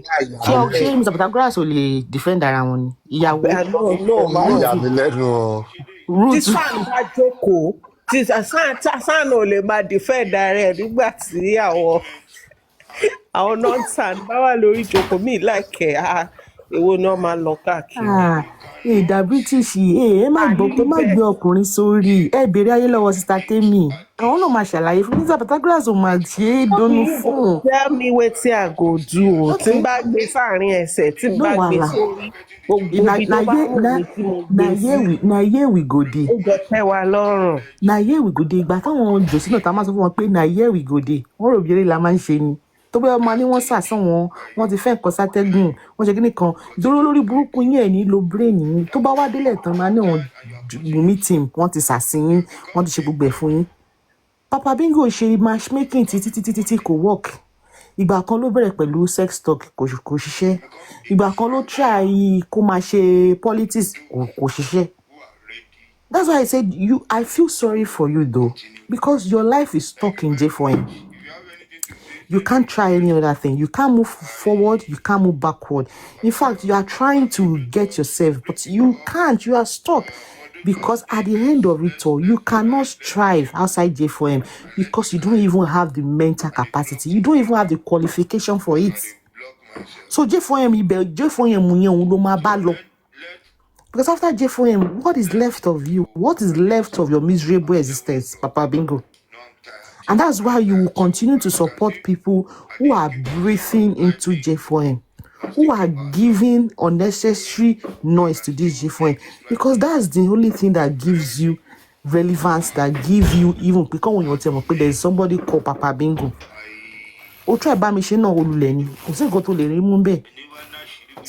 I'm saying you will support anybody that is bringing views for you, Papa Bingo. That's who you are. You don't have integrity. You don't have any integrity whatsoever, no matter how small it is, or you don't even know what integrity is. You are not different from Harifa. You are not different from Lati. You are just a bloody opportunist. The same thing in gbogbo yín. You are cut from the same piece of cloth. Just slight difference. Bóyá èèyàn kan mú òyìnbó sọ lọ, bóyá èèyàn kan mú ariwo pa jù èèyàn kan lọ, bóyá èèyàn kan mọ bó ṣe ń ka Google jù èèyàn kan lọ, bóyá èèyàn kan mọ bó ṣe ń lo Wikipedia jù èèyàn kan lọ. That's just a little different. But when it comes to your level of reasoning, your level of mental capacity is on the same level. It's on the same level. So èmi ò rate yín o. So Yomi, bí mo ṣe ń sọ lọ tẹ́lẹ̀, àwọn boys tó fẹ́ máa lọ gbé yẹn tó ò bá rán wọn lọ sẹ́wọ̀n fún for the pie of Mohbad ò ní ṣoríire sẹ́. Ó máa kú tó ẹni if you cannot pé o lè get wọn pé kí wọ́n sentence wọn because your power is that's the highest you can do. That is the highest it can do, and it's because we live in a corrupt society. Nigeria is a corrupt society. Anybody do as they like. Anybody behave as they like. Because poverty is thriving in Nigeria, so people are just doing whatever it is to earn a living. And that is why people like you, Yomi, that is why you even have an NGO in the first place. Because NGO, they will scrutinize you, they will do auditing, so many things. You won't be able to even withstand the scrutiny. What you fool the shop way? But because Nigeria, anything goes. And that is why you all can, because the fact that NGO that you are a pedophile apologist, to shut it down. They will cancel you, they will write you off. Oh, sorrow. But Nigeria is a jungle. Anything goes. Unfortunately, anything goes. And that is why you can even show your face in the public, Yomi Fabi, after how you conducted yourself during Baba Jesha saga. So, already ko move me. The highest tó lè ṣe òun náà ni kò gbé wọn lọ sí Abuja, kò gbé wọn lọ síbẹ̀ kó wà níbẹ̀ 2 weeks at most one month. Tó bá yá ó lè ṣe jù bẹ́ẹ̀. That's the highest you can do. I want you to surprise me. Sentence them if you have the power. Sentence them for the pie of Mohbad. Pé kó rán wọn lọ sẹ́wọ̀n. Èmi fẹ́ kó tẹ̀ surprise àwa on this side. Ká tẹ̀ gbẹ̀yìn fún ẹ. Èmi gan máa wá tẹwó fún ẹ, máa wá fún ẹ ní money gun. Máa wá torí o tẹ̀ deserve lion, máa wá fún ẹ money gun. If you can sentence them, kó ṣe to the extent pé kó rán wọn lọ sẹ́wọ̀n. Tọ́ni tó bá ní kí lóde tó fi rán wọn lọ sẹ́wọ̀n, kó sọ pé fún for the pie of Mohbad. Ló fẹ́ fi pé o ṣe bẹ́ẹ̀ o. I want you to make yourself the judge. I want you to make yourself the jury, and I want you to make yourself the executioner. Yomi Fabi. Tó o bá ṣe bẹ́ẹ̀, á jẹ́ pé ìyá ẹ̀ kọ́ ló bí ẹ, á jẹ́ pé bàbá ẹ̀ kọ́ ni bàbá ẹ̀, á jẹ́ pé ọmọ àlè ni ẹ́. If you cannot do that. Ẹ̀yin olórí burúkú àṣòṣì máa mọ̀ yìí. Ẹ̀yin tẹ́ pé ẹ̀ ráyé wá. Ẹ̀yin awáyé wá pòfo, awáyé wá ṣòṣì. Ẹ̀yin jobless lunatics roaming the street of TikTok. You've polluted everywhere. No, even gan ojú máa ń tì mí ni mo tẹ̀ ní ìmọ̀tẹ́ lọ wá second account gan tí máa gbé lọ kiri. Because wọ́n bá ti rí yín pẹ̀lú logo J for ẹ̀ báyìí, there's a way people look at you if you go to other platforms. They look at you in a certain way. Nítorí ẹ̀yin olórí burúkú tẹ wà on that other side ni. Wọ́n rò bí gbogbo wa láti ní mental problem. But bí Mr. Patagoras ṣe sọ, ṣá máa pa platform tó yẹ pé ká tó dé ẹ ti bayé jẹ́ ni. Ṣá máa gbà kẹ́ bayé jẹ́ ká bá ní ká fi yín lẹ̀, ká bá ní ká kọ́ fi wèrè lẹ̀ kó sí òkú yẹ. Ó máa bọ́ jẹ ni now. Ẹ̀yin aṣòṣì máa mọ̀ yìí, ẹ̀yin aláyípo kúlúmuṣu. Every day you see them running in circles. They will keep running, but they are not even leaving the spot. They will run 3 kilometers, run 20 kilometers, but they are not leaving a spot. That's the sad part of this whole thing. They still keep coming back to ground zero. And that's why you people, you are just classic comedy. Ó yẹ kí wọ́n fi yín, kí Netflix kó ṣe yín, kí wọ́n ṣe show fún yín. Kí wọ́n tẹ̀ gbé yín sórí Netflix. People so that people can see your fuckery, can see how stupid people can be. Mental health nursing. If you are looking for subject matter for your cases, you need to come to J4M. You will see real life mental issues. You will see people who are mental, but they are working, they are dressing, they are running family, they are head of family, they are husbands, they are wives. And they don't even know they are local. So if you are a mental health nurse, in maybe mental health nursing student, you need to come to J4M. You have subject matter that you can write your thesis on. You have subject matter that you can even work on.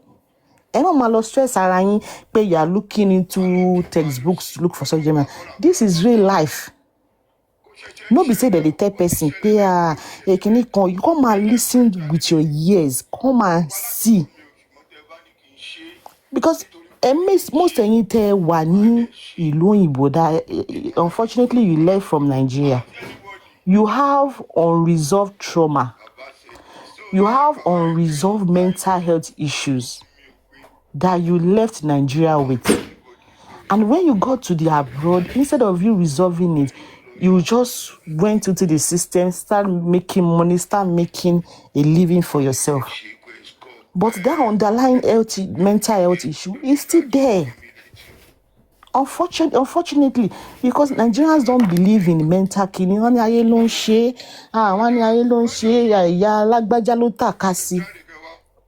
It's the sad part. That's the way it is. We don't believe in it. Most of the poverty in Nigeria, what messy brain, certain brain to shift. Majority of trauma from your father's house, from your mother's house, frustration from the government, even a generator going to mess up brain on.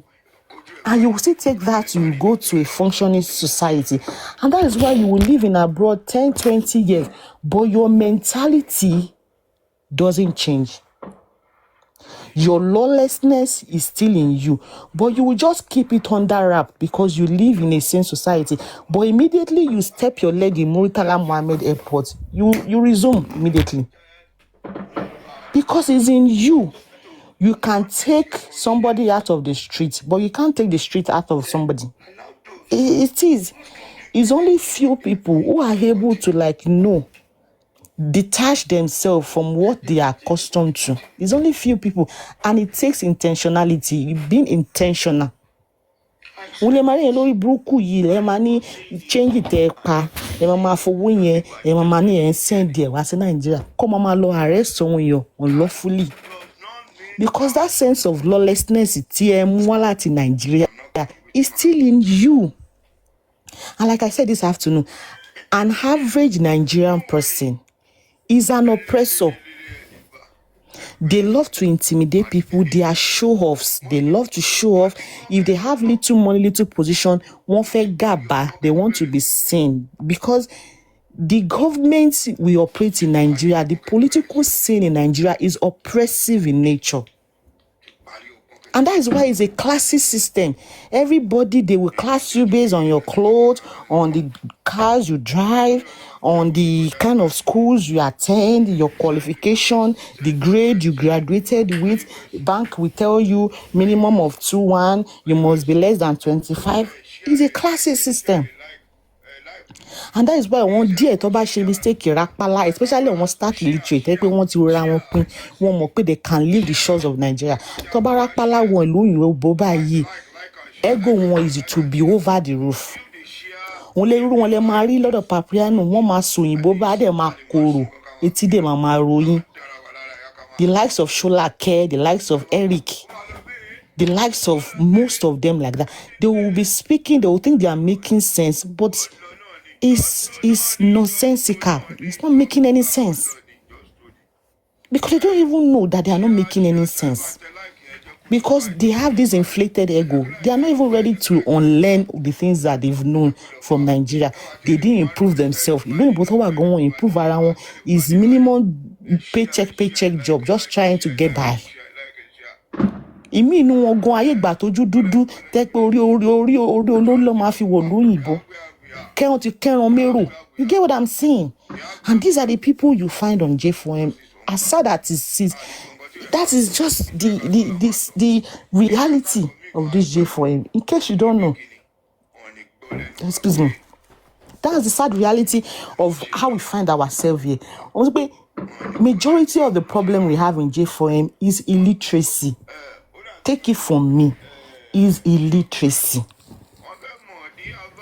Pé èèyàn ń sọ òyìnbó kò mí pé ó kàwé àbó ka ọgbọ́n. You can even have qualification, but only jẹ́ illiterate still. Educated illiterate. We have so many of them. That's why they will go to the likes of Papriano. They will get bamboozled by Wikipedia education, Google interpretation, and they will be so in awe of Papa shit, thinking it's making sense when it's not making any sense. There's nothing special that is doing there, but because they don't have even the brain cells to even be able to see otherwise, and which is sad. J4M is an endless pit. Is an endless pit. People will keep getting deeper in it, and they can't even find their way out. As sad as it might sound, they can't find their way out. Ẹ̀yin sunkún sí J4M. Joseph Aloba ń sìn, ó lọ ń ṣe show ni. Torí Joseph ò rán yín ṣẹ́. Joseph rí opportunity láti pa owó to make a name for himself, and he took it. Ẹ̀yin lẹ fẹ́ kú sí díẹ̀, ẹ̀yin lẹ fẹ́ para yín, ẹ̀yin lẹ fẹ́ sọ owó nù, lẹ fẹ́ sọ ẹ̀mí nù, lẹ fẹ́ sọ time yín nù. So it's left for you. Because wọ́n bá fojú lé yín, tí Joseph Aloba ti fi ìwà lé yín, tó ti fi ara lé yín indirectly and you decide to stick. Why are you still screaming that bàbá kíní kan kò wá? Joseph ṣó fi lẹ́tà pè yín ni? Ṣó fi lẹ́tà pè yín ni? Bàbá tẹ́ni pò sọmọ nù, bàbá is vulnerable. Joseph Aloba ojúmọ́ ló ń lọ fún show. Àwọn kí àná ẹ̀sìn máa ń pè fún show dáadáa, gbà mí ó máa lọ gbà word. Ìkòròdú kò síyàn tó mọ Josi tí Josi bá ń bọ̀, ó máa wind down ni tó máa blast music. Everybody know him on the street of Òkè Olótù. Ẹ̀yin olórí burúkú lẹ̀ ń sunkún náà, ẹ̀yin lẹ̀ ráyé wá, lẹ̀ mọ̀ kọ́ tẹ́ fẹ́ fi táìmù yín ṣe, lẹ fẹ́ fàyè yín ṣòfò sórí J4M. Lẹ fẹ́ bá ogun ológun lọ. So it's left for you. Bàbá tó lọ mọ́ sọ pé ẹ sọ díẹ̀ kẹgbẹ́nu dákẹ́. Ó ní ẹmọ kan tẹ́ ẹ̀ ń ṣe lórí J4M, kẹ́ má kó ègún lọ́lé, kẹ́ má gbẹ̀rù ẹlẹ́rù sórí.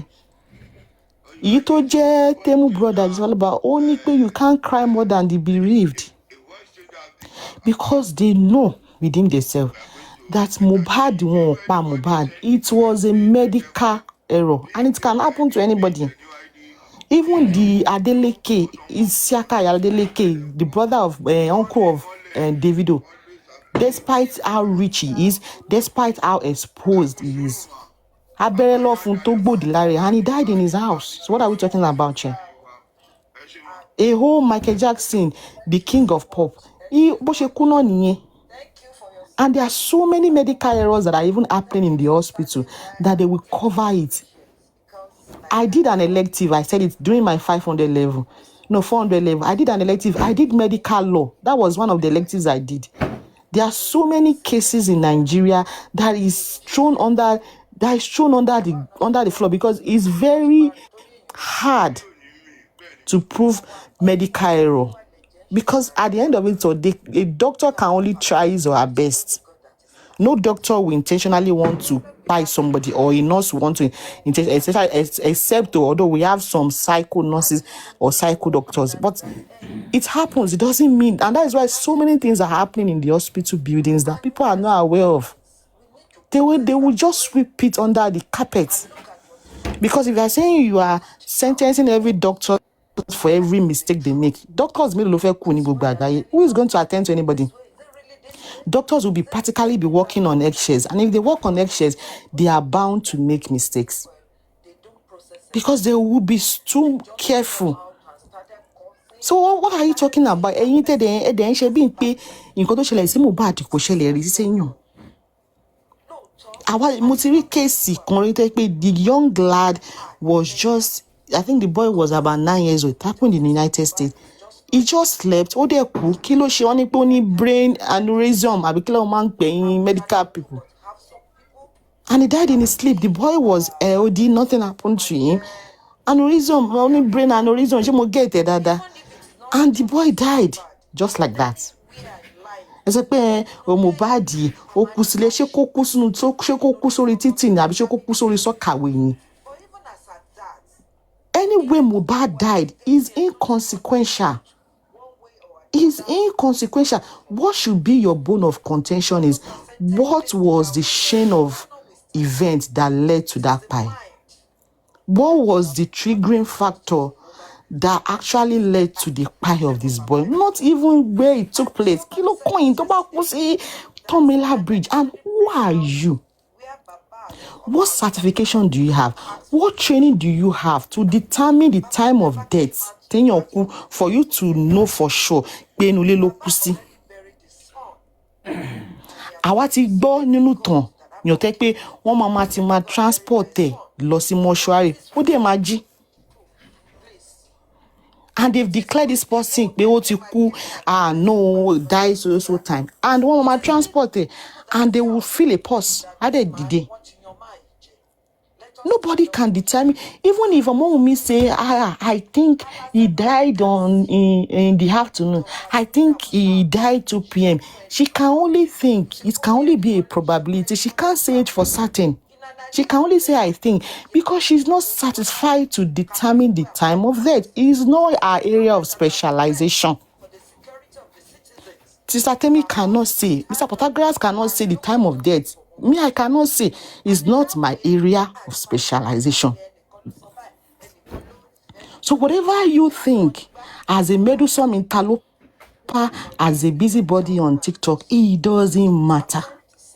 He died on the 11th, he died on the 10th, he died on the 9th. Is irrelevant. It's just bare parlor talk because you are not a satisfied pathologist. You are not a satisfied medical personnel to determine the time of death of an individual. How much more for you to say for certain pé inú ilé ló kú sí, orí títì ló kú sí, inú yàrá ló kú sí? It's just insane. It doesn't make any sense. So pé ó kú lọ́jọ́ Sunday, ọmọ kékeré ni, ìyàwó ẹ̀ tó wà nílé ni. Ṣé àwọn ìyáláyà yín tó kú sínú ilé? Ṣé ìyá bàbá yín ló pa wọ́n ni? Àbí ṣé ẹ̀yin ò ní family, ẹ̀yin ò ní ọ̀rẹ́? Tẹ́ ẹ bá tẹ̀ rí, ṣé ẹ̀yin ò gbọ́n rí pé ọkọ tí gbọ́ ibi tọ́kọ ti sùn sẹ́gbẹ̀ẹ́ ìyàwó ẹ̀ tó dẹ̀ kú? Àbí ẹ̀yin ò tí ì rí ibi tí ìyàwó jókòó sí dining table tó dẹ̀ ní máa ìdí ẹ̀hún fẹ́ rest ní dining table, ó dẹ̀ forí sórí dining ẹ̀ ó dẹ̀ kú síbẹ̀? Ẹ̀yin ò gbọ́ rí, ṣé kò ṣẹlẹ̀ sí yín rí ni? Àbí kò fẹ́ bá mi ra gbá fún yín ni? Ẹ̀yin ò kò ṣẹlẹ̀ rí ni?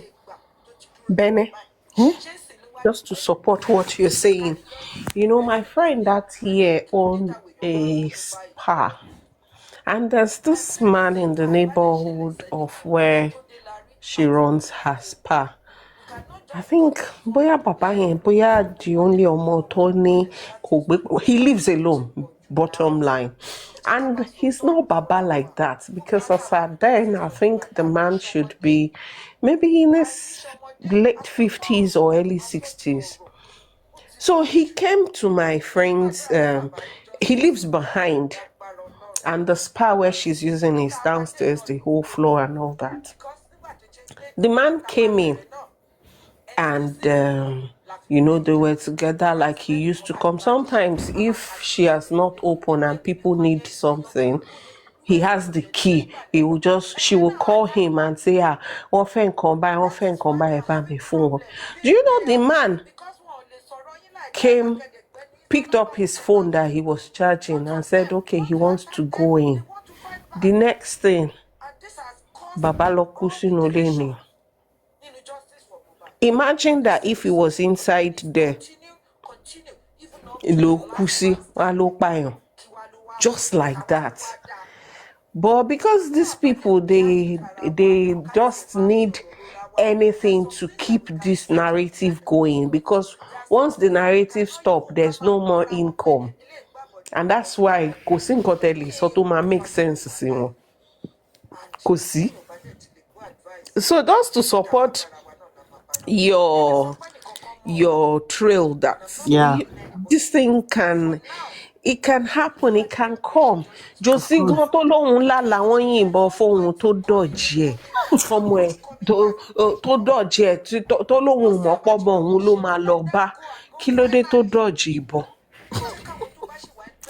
And these people, they keep making ọ̀gá mi ṣe wà ń bẹ̀ torí ẹ fi dá mi sí ẹ̀sọ̀ kọ̀kọ̀ o, torí tí mo fi wá sókè o. He has tried though, he has tried since Benin. So Carry on. So these people, they usually make a statement. They will say, the Lagos state government, they've compromised, they've not done anything, they couldn't find the cause of death. I don't understand. What magic do you want the Lagos state pathologists to perform? A body that has been buried, a body that is not in his real state. What magic do you want them to perform? That is the highest accuracy they can get of whatever is left of that body. So why are you blaming them for the mistake of the deceased father? The body that has been buried without being embalmed. That's what I'm saying. If it was embalmed, probably they can still preserve the body to an extent. And you people are saying if the body was embalmed, I even wish it was embalmed according to you people. Because if it was embalmed, probably we would even get better samples. And we are blaming the Lagos state for the mistake of the deceased father who already buried his body. You will say the truth for what it is, but you have a problem saying it. I don't know why. Why can't you shut about so for once in your miserable life? Why do you struggle with the truth? Meanwhile, gan, ṣé báwọn náà ṣe tọ̀dọ̀ tí wọn Benin? Exactly. Okay, Lagos State, because that was what this disgrace in Oluwa Opeyemi Shonde said. I don't know if you were here earlier when we were playing that. That's what she was saying, that Lagos State has compromised. So they what did not do about anything. their own? What about their own? Who compromised in their them. own? And 16 million. And even their own test took longer than the Lagos State one. It took months. In fact, it got to a point, any platform will usually laugh at them that you are dragging Lagos State for taking too long. What excuse do you have for your own that you paid millions of naira for? Why is it taking so long? And it came back, and the Lagos State one is still even more accurate than it is. Even Lagos State one is well explained than your own 60 million autopsy result. So it's just the hypocrisy for me. You can't call a spade a spade. And that's the problem you people have in your team. When the truth is staring you at your face, you are too scared to even say the truth. You are too ashamed to say the truth because majority of the people, you are struggling within yourself. You know you were lied to.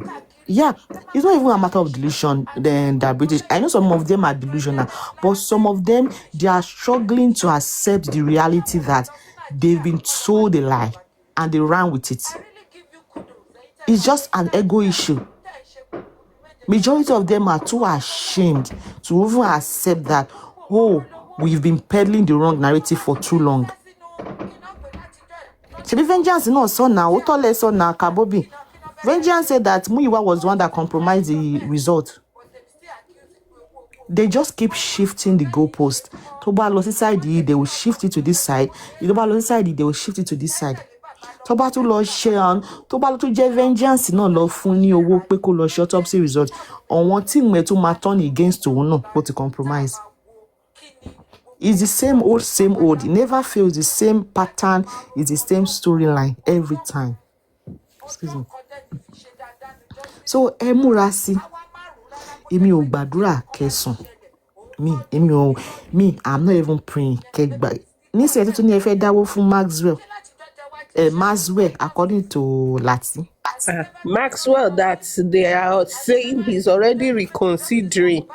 No, come and reconsider. Maxwell, you will make money, lawyer to lawyer. Because at the end of it all, we are still colleagues at the bar. me, I will always support you. If this is an opportunity for you to change your car, for you to be able to, maybe you want to refurbish your office, make your money. Nigeria is hard. If you've gotten an opportunity, you feel, because on your ẹni tí ò ní, gbà mí ọwọ́ ẹni tí ò ní gan la máa ti gbà fẹ́ ẹni tó ti yó gan.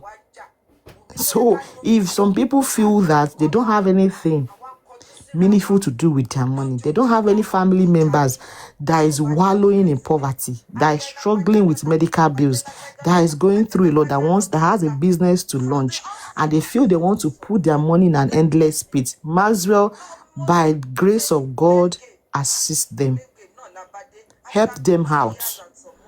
Help them out. So I would have, don't reconsider for what? Why would you reconsider? Yomi Fabi is making his money. Why can't you make your money? She too went to the Corona inquest just to go and repeat what the DPP is saying, because there's nothing fancy that is doing there. There's nothing she too did at that court that the public prosecutor was not doing to begin with, because Mohbad's lawyer is the public prosecutor office, which is the office of the DPP of Lagos State. So when they say Mohbad does not have a lawyer, I just laugh. That are you just intentionally stupid, or you are just naive? Very laughable. Are you just intentionally stupid, or you are naive, or you don't even have a brain to begin with? Whatever crime that is committed on the soil of any state, whoever has committed it will be facing the state of that. Will be facing the state. So whether it is a deceased, whether somebody whose right was infringed on, the state automatically stand in gap for such person. So I don't understand. Mohbad doesn't have a lawyer. I just laugh. I laugh at your stupidity. It's laughable. So ẹ̀yin ló wù yín kẹ́ fowó yín kẹ́ lọ jó gẹ̀lẹ̀dẹ́ tẹ́ fún Shitu. And that's why we're asking them, that British what do you need a son for? Is Josie Aloba, is he a suspect? In fact, remember that even what we started asking first was even that Eshewoni Josie convict the lawyer. Don't need the son. We asked you people. And so no, Wumi team, they are scared. They are shaking in their boots. Okay, no problem. Like, what do you need a son for? What do you need? See, if you had used that money to get a private investigator, I would understand. That probably the private investigator is assisting you to gather, maybe there's some hidden evidences somewhere, there's some unforeseen evidences somewhere that we are not privy to. Maybe they want to go and gather it from Galilee, maybe from Jerusalem. I can say, okay, maybe money well spent. Because whatever is able to gather, it can help the office of the DPP. You can tender it to their office to help the case. But giving a son money to do the job of the state, of the judiciary arm of Lagos State, is laughable. It's laughable. Kí ló ṣe lẹ ń gba sáà fún Josie fún? Ṣé Josie ni nọ́ọ̀sì tó gún ọmọ ẹ̀ lábẹ́rẹ́ ni? Àbí ṣé Josie ni spending tó fún wọn ní nọ́mbà nurse? Torí I couldn't wrap my head around it. And that's why I said she too saw an opportunity to make money, free, cool money, easy money, and he took it. Kálẹ̀ tó máa rí ẹsẹ̀ ìwèrè tó ní bùjẹ́, ṣé ẹsẹ̀ yẹn torí ẹ̀ pé ló máa lọ bùjẹ́ ni? Tó bá jẹ́ mi náà ni, I will take that money. I say it all the time. When I was in Nigeria, I used to practice. I love bags. In fact, the court clerk, they know me through my bags. I love bags. I'm a lover of bags. Even right from my university days, I'm a lover. I'm a bag collector. But Timothy marrying me, I don't even fancy it anymore because I just feel I love bags. So I love to look good. So if I get money, I will. If I see free money like that, oh my goodness, I will take it. So there's nothing Shitu that has done that no lawyer in his position would not have done. So you can drag him from now till tomorrow. Ẹ̀yin lẹ lọ orí yín ló kún tẹ́ni kí Shitu bá yín fà. Ó dẹ̀ bá yín fà. So ẹkún wo lẹ́ ń sun pé kinní kan. What magic do you want him to perform at the coroner inquest? What evidence did you give him with for him to say otherwise? Okay, or what is it? What evidence do you provide him with for him to counter the judgment of the coroner judge? Ẹ̀yin team Josie àti ẹ̀yin other side torí ẹ̀ tẹ̀tí pín yẹlẹyẹlẹ mi tí ẹ̀ mọ̀ kọ́ tí máa pè yín bẹ́ ṣe pínra yín gan ẹ̀yin ex-children Joseph Aloba ẹ̀yin tẹ̀ wá ní FYP. What evidence? Francas. So what evidence were you able to provide your Shitu with for him to counter the pronouncement of the coroner judge? Help me out here. You can write it in the comment section. We don't bite here. Is it the evidence that Mohbad sọ pé tẹ́ bá pa mí lè pa family mi, or doctor driver sọ pé èèyàn kan mẹ́ta jáde lóru, or wọ́n yẹn bá Mohbad, or kí ni ọ̀rọ̀ wèrè tó máa ń sọ Wumi said and I quote ikú tẹ́ kó pa Liam? Ṣé ìyẹn ni àwọn evidence tẹ́ sọ pé ṣé ìyẹn lè fẹ́ kó fún Shitu? What can I say? But olórí burúkú yín okay, àdúrà shattered me. So gbogbo orí burúkú tẹ́ ẹ ṣe náà nìyẹn, and that's why what's her name? Karimo can come and tell you pé òun pa náà nìyẹn, and you ẹ bẹ̀rẹ̀ sí kó yẹn jẹ. Ìyẹn lè jẹ títí throughout ẹni yìí. Ìyẹn lè jẹ throughout tẹ́ ń gbà mọ́ra yín bẹ́ẹ̀ tó ń gbà ọtí. Ìyẹn tún ní evidence tẹ́ tún gbé dání throughout ẹni yìí. Ta ló ṣe yín báyìí? Ta ló sàsí yín? Ta ló bà ti yín jẹ́? Ta ló rán wàhálà àti ìdààmú sáyé yín tó ní pé ẹ̀ní nísìnyí? Bí bẹ́ẹ̀ ṣe ń kúrò wàhálà kan lè máa bọ́ sí wàhálà mi. Because I don't know. If you can put this energy into Nigeria, probably the leaders in Nigeria, probably they will sit up. If you can invest so much energy into a case that is not even complicated to start with, a clear case, there's nothing complicated about Mohbad's case. Ẹ̀yin lẹ complicated. Absolutely nothing. The said nurse kò ṣe pé ó ti kú, mo ṣe pé nurse yẹn ó ti rìn lọ, àbí nurse yẹn wọn ò rí. Èèyàn tó tí nurse tó Did you even hear earlier? One even said Mohbad's case is so difficult that they can have as many people, that so it's okay if one NGO is attacking from the front, another individual is doing from the back, another one is on it in the middle. And I'm wondering, you foolish Nigerians. Ta ló ṣe yín báyìí? It's just the delusion that you said. That British is just being delusional. You know, when you have you are so invested in conspiracy theories, you believe there's a boogeyman somewhere, you believe there's manipulation somewhere. Those kind of people, you can't convince them otherwise. They are stuck in this world that they've constructed for themselves, and it will take the grace of God to take them out of it, to snap out of it. Because what is complicated in it? Mohbad, ṣé ó possible kí Mohbad ní stab wound and they will rush him to 2 different hospitals, and those hospitals they didn't raise an alarm? Is it possible? In fact, tó bá jẹ́ stab wound àbí gunshots ní èèyàn gbé lọ hospital, Nigerian hospital, mo jẹ́rìí wọn, ẹnu ọ̀nà lẹ́ni ẹ máa wà. They won't even accept it to begin with.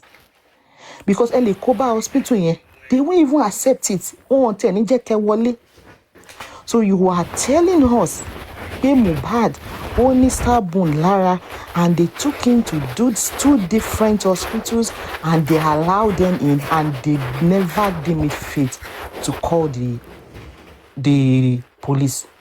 Why are you people not suing those 2 hospitals for covering a crime? Why don't you start from there? Tell your lawyer Maxwell to petition those 2 hospitals. for witnessing a crime and for covering it up. Maxwell èwo ṣé Maxwell tó tún ti lanà tán tún fà lọ́wọ́ báyìí. Sister Timi, ẹ má ṣe báyìí Maxwell fún tó ti lanà. colleague mi, ẹ ṣọ́ra yín. Maxwell in the mud. Ẹ má ṣe bẹ́ẹ̀ fún colleague mi tó jàjà Biafra. Ẹ fi colleague mi sílẹ̀ o, ẹ má sọ bẹ́ẹ̀. Colleague mi tó yẹ pé kódà gan òun gan lọ́ọ̀yà Fẹlá pàtí Fẹlá wà láyé, kódà ọdún ẹ̀ gan ní Gani Fáwẹ́mi ti kọ́ṣẹ́, ẹ ṣáà fi colleague mi sílẹ̀. So you people should start from those 2 hospitals. Petition those doctors that attended to Mohbad that saw a stab wound on his body and they didn't raise an alarm. It's a crime. Because they aided and abetted a crime, they covered up a crime. It's a crime under the Constitution of Nigeria. You should start from there. And the fact that they saw, due to when they tested the body, that the body has died since on Monday and they didn't raise an alarm. That is the second ground for you people to petition those 2 hospitals. Ebi mo fún yín ní free legal advice. What are we for? Ẹ má sọ pé benevolence àwọn team mi yìí wọ́n dá.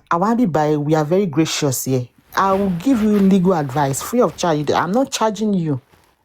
Sue those 2 hospitals, number 1, for seeing a stab wound on the body of Mohbad, for seeing a broken neck, and they didn't raise an alarm, is a crime.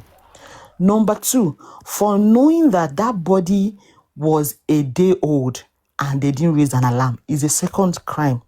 You people should start from there. If your Maxwell said, what is the things that we should do, you should start from there. And you should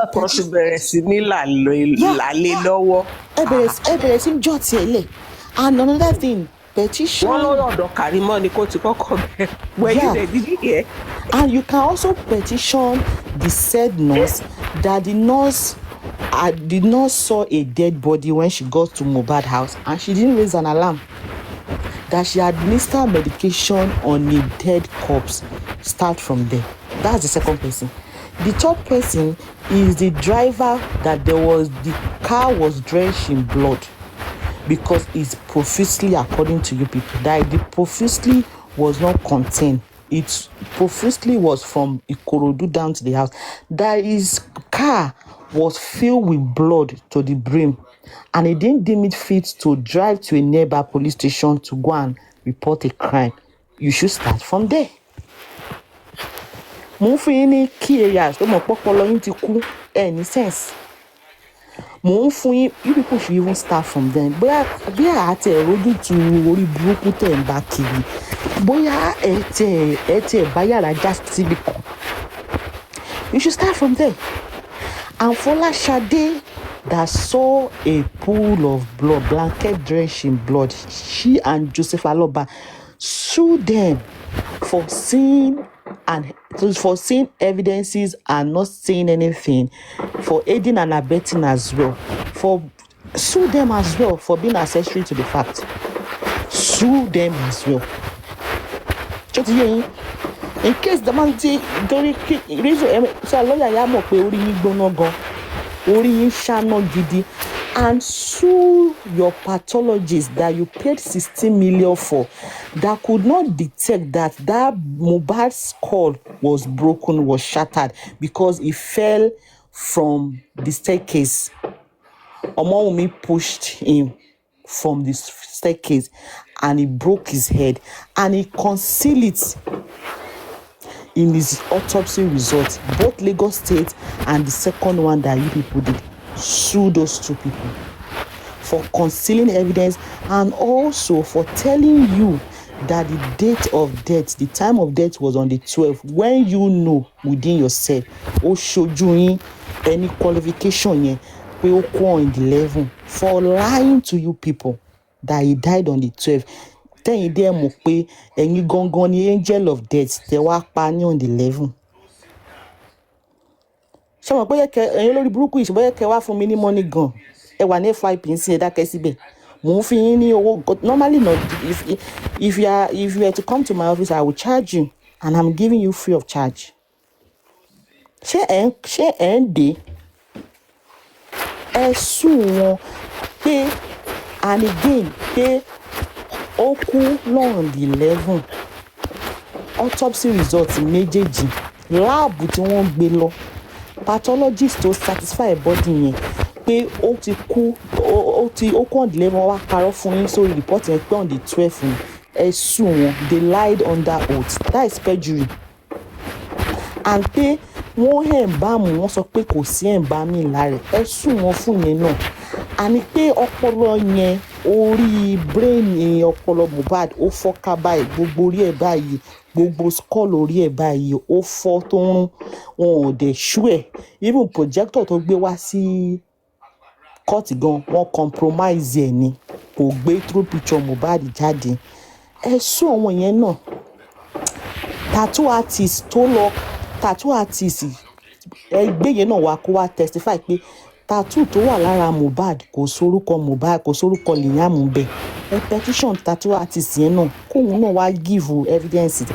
Ṣé rí pé a ti ń dàbútì, ṣé rí pé justice ti dé tán báyìí? Ṣé ẹ rí pé a ti ń súnmọ́ bẹ́ẹ̀ báyìí? A ti ń nà kẹ́ ó tẹ́ bá ṣe gbogbo ilé ẹ̀ ń sìn, justice ti dé tán o. Ẹ need láti stress ara yín. Justice báyìí ó ti dé tán, so that you people should stop running in circles.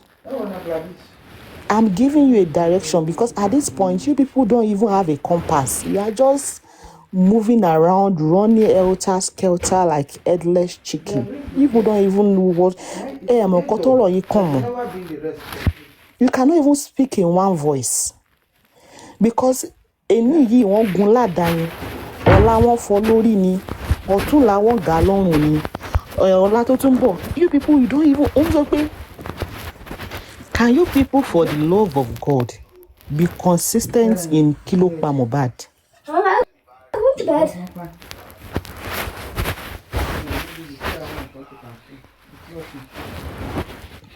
Wọ́n mú sọ pé, can you people please, for the love of God, because some of us we like orderliness, can you be consistent on kí ló pa Mohbad?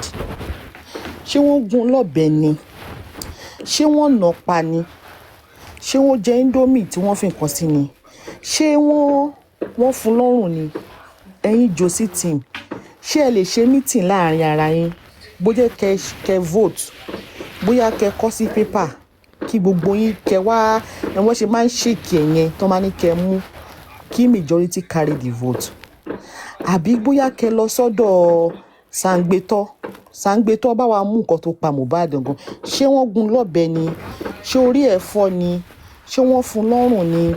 Ṣé wọ́n kan lọ́rùn ni? You people need to be consistent, because ibi tẹ́ ti máa ní problem pẹ̀lú lọ́ọ̀yà tẹ́ bá gbà nìyẹn. Because tí Susan bá sọ pé àwọn men in black ló pa Mohbad, àwọn ọmọ drug baron ló pa Mohbad, tí Eris sọ pé no, Wumi ló pa torí pé wọ́n jọ sùn sórí bẹ́ẹ̀dì, tí Papa Shit wá sọ pé ó dàbí pé ọ̀bẹ má kẹ́ǹjẹ̀, èwo lẹ fẹ́ kí lọ́ọ̀yà yẹn mú? Ṣé rí pé ibi tẹ́ ti máa bẹ̀rẹ̀ sí ní problem nìyẹn. So maybe you people amongst yourself ẹ lè ṣe meeting. Owó tí ẹ ní mo yá yín yìí free of charge, ẹ ní láti san padà, ẹ ní láti fi interest sí. Ẹ ṣe meeting láàrin ara yín, ẹ̀yin host ẹ lè pera yín jọ. Bọ̀dá Láti, kí lẹ̀yin fi ipò pa Mohbad? Papa Shit, kí lẹ̀yin feel? Super Vibes, kí ló wọ́n feel? Ẹ ṣàpèrà yín jọ, ẹ má rò bí pé ẹ ń jà. For once in your life, speak in one voice, so that your lawyer will know where to start from. Kò ṣe pé ẹ máa ní different version. Ṣé ó ti yé yín? And ẹ mú déètì gangan, ṣe on the 10 ni Mohbad kú ni? Ṣé láti January ló ti kú ni, tó yẹ pé freezer wà nù kitchen wọn tí wọ́n kó sínú freezer? Àbí ṣé on the 11 ni? Àbí ṣé on the 13? Ẹ mú déètì náà, because déètì yẹn náà kò wà consistent. Wọ́n mi sọ pé láti ọjọ́ Saturday, láti irú tẹ́nísì wọ́n máa sọ pé láti Ìkòròdú ló ti rú. Kódà gan kẹ́ni gan lójú ara ẹ̀ gan wọ́n ti ṣe show Ìkòròdú yẹn láti ọjọ́ Thursday ni. Ó tún sọ pé àpájí. So ẹ jọ, ẹ̀bẹ̀ ni mo bẹ̀ yín, mi ṣakọ, benevolence ń bẹ̀ yín ni, so that ká lè move forward. ẹ kọ́kọ́ mú time ẹ agree lórí time tí Mohbad kú ẹ agree lórí ikú tó pa gangan ṣe understand kéde àwọn míì nù yín èní yẹn máa sọ pé nọ́ọ̀sì wà ọ̀la ẹ máa ní kò sí nọ́ọ̀sì so ẹ mú yẹn náà ẹ try láti agree lórí yẹn náà ṣé nọ́ọ̀sì wà àbí ṣé kò sí nọ́ọ̀sì you get what I'm saying ẹ jọ yín comment section am I communicating ẹ̀yin panelists ṣé mo communicate tí bá ń ṣe kí ni kẹ́ máa ẹ mímú o you understand ká mọ̀ kọ́ tá à ń ṣe o so you people need to the expo will be good for them. God bless you. Because wọ́n ti ń bẹ̀rẹ̀ sí ní argue wọ́n ti fẹ́ lura wọn wọ́n ti sọ̀gò wọ́n sọ̀gò àwọn kan yọ̀bẹ lórí platform lẹ́nìí aristocrat náà nìyẹn di akígbe mọ́ kèfèrí gbogbo vein ọrùn ẹ̀ ń dìde mọ́ gbogbo throat esophagus gan fẹ́ burst. nígbà tí mo sọ fún yín pé ilé ìgbó níṣẹ́ ni bàbá ìsàlẹ̀ wọn náà sáré wá gun platform bẹ́ẹ̀sì wọ́n lọ jí bẹ́ẹ̀sì nínú kòtò bàbá ìsàlẹ̀. ó lágbára ọbẹ̀ nẹ́. ọmọ òṣìlẹ̀ ń ṣe. bọ́ Sátẹ́mì ṣé mo lè sòótọ́ ọ̀rọ̀ kan fún yín ṣé ẹ ní bínú. What I do? ẹ jọ ẹ bẹ̀ brọ́dà yín kí ló ń pe PS fún wọn ò lè gbọ́ nǹkan tó ń sọ so it's pointless. PS ni kí ló ń pè kí ni PS fẹ́ sọ ẹ̀yin máa understand nǹkan tó ń sọ ni kò yàtọ̀ sí even gan-an. àwọn brọ́dà ti fẹ́ bàjẹ́. ex brother yín kódà mo sì máa ń gbọ́ Gúrẹ́sì mo máa understand Gúrẹ́sì. mo fẹ́ ra gbá fún brọ́dà yẹn. àṣẹ ṣe understand ẹ̀yin. wọ́n gbọ́ díẹ̀ náà. wọn ò lè gbọ́ kó yé máa tọ́ra wọn. wọ́n jọ ń gbọ́ra wọn bẹ̀nẹ̀ ojú àánú ti pọ̀ jù. àwọn jàre. oh God. àwọn tó gbọ́rọ̀ láwọn ò gbọ́ pàìtá ti ní kán ṣèpàdé PS àti Gúrẹ́sì gan káwọn méjèèjì jọ wà lórí platform kan náà. àwọn tàtí ẹ̀ máa gbọ́ dáadáa. alàgbà PS olówó gbó tó ń ṣílẹ̀kùn fólè jọ ó lè kọ nǹkan tó bá fẹ́ kọ sí sheet of paper ó lè gbé àwọn ọmọ ẹ̀ kan pé kọ́ wa máa kà fún àwọn mẹ̀túrú tó kó jọ. You understand? Stop embarrassing your lineage and your family. You are a pathetic person. You are a piece of shit. Don't be embarrassing yourself. In fact, you are a slap to the body of the handicap. You are Ọlọ́run pé you are Ọlọ́run tí mo rárá tó máa dá kó tó bá yé ẹ̀jẹ̀ bẹ́yìn. You are even gan ó dàbí bad dream ni. Ojú tèmi ò ní gbà o. Ó dàbí bad dream ni. Ó yàtọ̀ sí Halloween. So iye tó bá fẹ́ sọ̀rọ̀ sọ̀wọ́n mi ìtúrú tó kó jọ you can write it on a sheet of paper ọmọ mi gbà jọ bá mi ka nǹkan tó ń sọ because you are just ó kàn máa affect your brain wa ni. PS ojú èmi gan ò gbà mo ti mú. PS ẹ̀gbọ́n sísà mi ẹ̀gbọ́n sísà tèmi. You know PS you know on this platform we don't like coming for you but I've realized that you are an evil person. You are unrepentant sorry piece of shit. You have no iota of self-dignity. Yeah, they're British and they're British. You actually prove us wrong. To be honest, you stood your ground that this man is an unrepentant person, and he's proving it. This guy, instead of you to look for the best cosmetic surgeons that can fix up your face, you are roaming the streets of TikTok, going around. ṣé gift pé kí n má jẹ́ kó dùn mí jù ni àbírú gift pé it's called consolation gift. why sit down lẹ́fẹ̀ẹ́ fún mi ní love. consolation gift ṣe ni. ẹ kú bandara ara mi.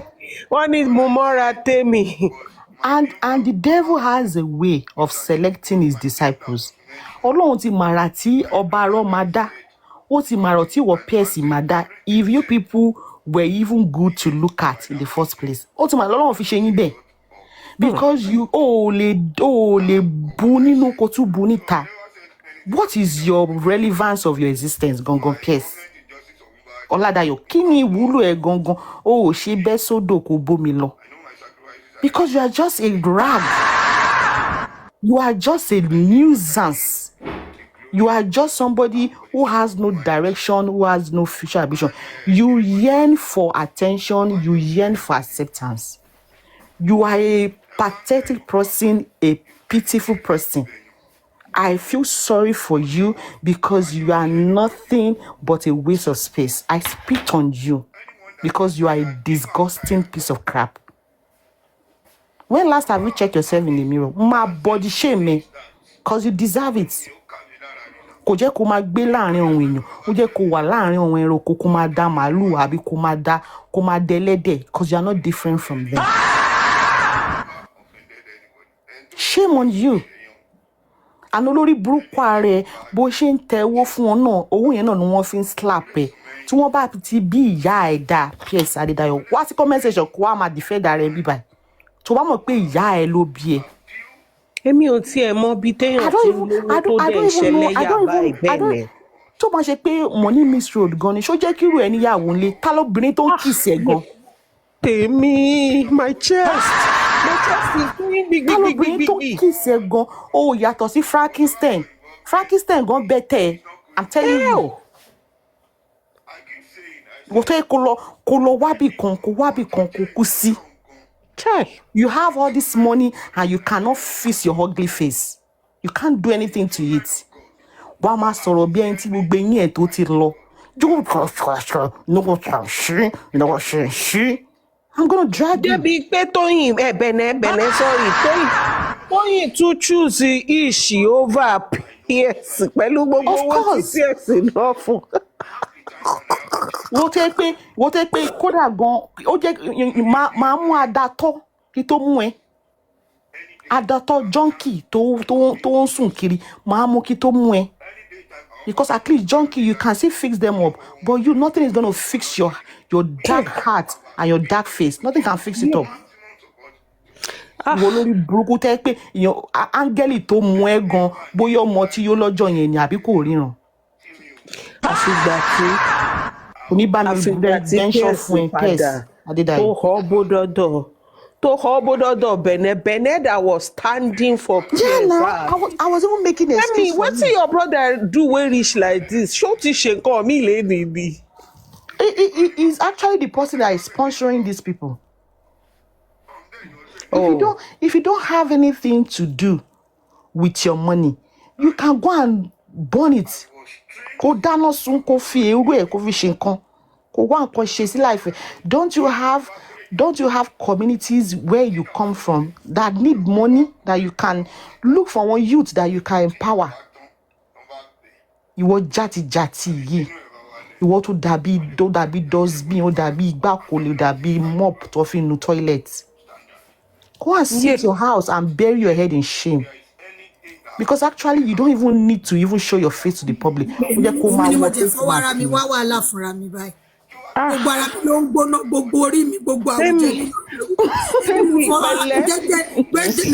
Jẹ́jẹ́ wàhálà sleep torí ọdún.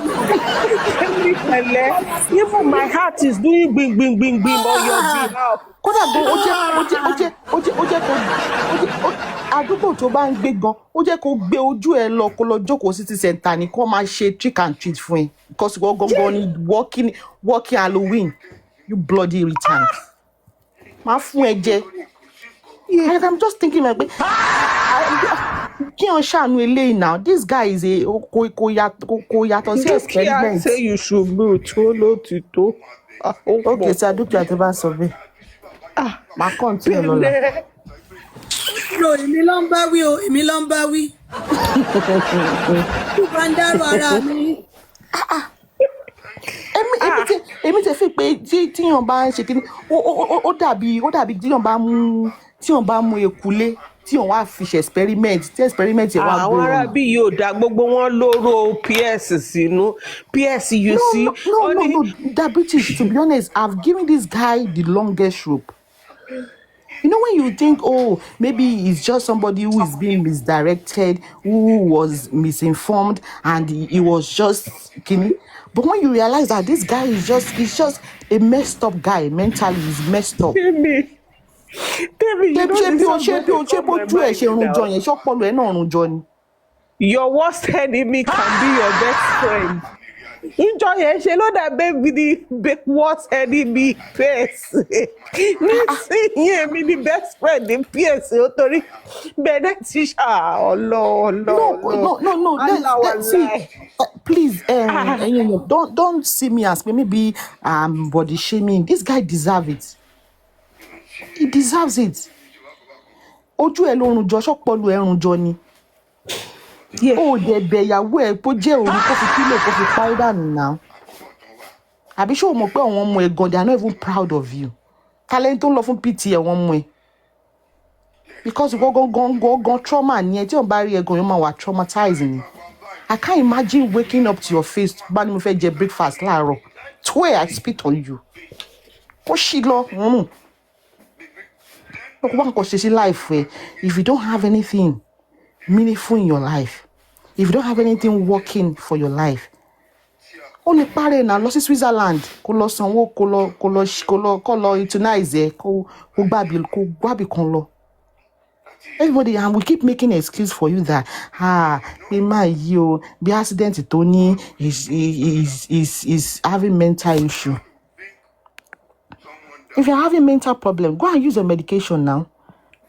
Is mental illness an excuse to be wicked and evil? Look, in case to bamo, on one more they are not proud of you. Kani wule tó fẹ́ gan náà tó bá ṣe pé àwọn èèyàn gan wọn obìnrin mi gan tó bá ti rówó báyìí wọ́n lè fẹ́ ọ̀bọ. Ṣé ìyàwó ilé ẹ̀ kò pé kó lọ wá chimpanzee kó fẹ́ gan ju wèrè tí wọ́n wèrè tó lọ ṣe àìdú fún yìí. Wọ́n já ti gbà sí i. Olóṣì ó dàbí tíṣù tẹ́ pé wọ́n fi ń nu menstruation. Kó ṣì lọ. Àfiwà tó jẹ́ kí bẹ́ẹ̀ ni báyìí ẹ̀ jẹ́ tán pátápátá. It's worse than a scarecrow. He's a walking Halloween, man. Frankenstein is even finer than him. Shuki gan ó bẹ́tẹ̀. Wọ́n nuisance yìí. Olóṣì walking disaster. Kò ní bá mi bench fún ẹ, tip of the iceberg mú fún ẹ. Mo kàn ra gé létí díẹ̀ fún ẹ nítorí alẹ́ ti ṣú. Má fún ẹ jẹ proper. Tó bá tún kán lórí mi, tó bá tún gbá lórí mi, má tún kó fún ẹ. Ṣọ́ọ̀kì gan ó fàìn jù eléyìí lọ náà. Gbogbo ojú ẹ̀ ó ṣe pátápátá àfi bí títì àwọn ọ̀nà Mẹ̀dúgùrì yẹn tó máa ṣe pọ̀tọ̀pọ̀tọ̀ kiri yẹn tó jò bá rọ̀. Gbogbo ojú ó dàbí pé tọmọ kékeré bá yà gbé yín tí gbogbo ẹ̀ wá ṣe pátápátá. Rí ẹ bàjẹ́. Olówó ogbó. Tó bá mú kó tó máa tó bá ní kó tó bá ní Fún mi kan. ní di resetting. Fún mi ní di resetting. Ọmọ lọ́lẹ̀ àpàtà wà lọ́la. Tó bá ní kó tó máa. Sàtẹ́mi ẹ fi mí sílẹ̀ jàre. Tó bá ní kó tó máa fowó ẹ̀ ṣe kò sí charity tó lè donate sí ni. Àbí kò sẹ́nibọ̀dì tẹ́bí fẹ́ pa ní family ẹ̀ tó lè kówó fún. Olórí bú tó jẹ́ pé orí ọ̀rọ̀ Wùmí ló fẹ́ kú sí. Ó máa bá J4M lọ ni because kò sí ìwúlò ẹ̀ gangan. Kí ló kù lára ẹ̀ gan? Gbogbo ara ẹ̀ gan ló ti run jọ. Àfi pé tí wọ́n bá fold tissue paper tí gbogbo ẹ̀ ṣe run tí wọ́n run paper bí ẹni pé èèyàn gba love letter tó kànyàn nínú tí wọ́n fọwọ́ run báyìí tí wọ́n jù sí trash. Gbogbo ara ẹ̀ ló ti run jọ. Percentage ara ẹ̀ mélòó gan ló pé gan? Gbogbo tó bá sọ pé èèyàn gan body mass èèyàn gan mi rò bá body mass ẹ̀ gan mi rò bí ó tó 10% gan mọ́ gbogbo ẹ̀ ló ti run jọ. Má ṣe you know the gift from the shoe that's what to do that. Instead of you to go and sit your bloody ass down and go and think about your miserable life. Olóṣì ojú ẹ̀ dàbí divorce letter. Rí ẹ̀ ò pé. Ìmọ̀ ìyá wèrè tó bí ẹ̀gbọ́n tí wọ́n lè wá bí kan tó máa rú ẹ̀ pa sí. You this wicked soul. Every time òun ló máa fún wọn lówó. Olórí burúkú olówó bẹ́ẹ̀ ni wọn lè wá nǹkan ṣe sójú ẹ̀. Àbí don't you look yourself in the mirror? Do you even look in the mirror at all? You traumatize people. How do you even say hi to newborn babies? I hope you don't go and greet people who just give birth because you are just a bad woman.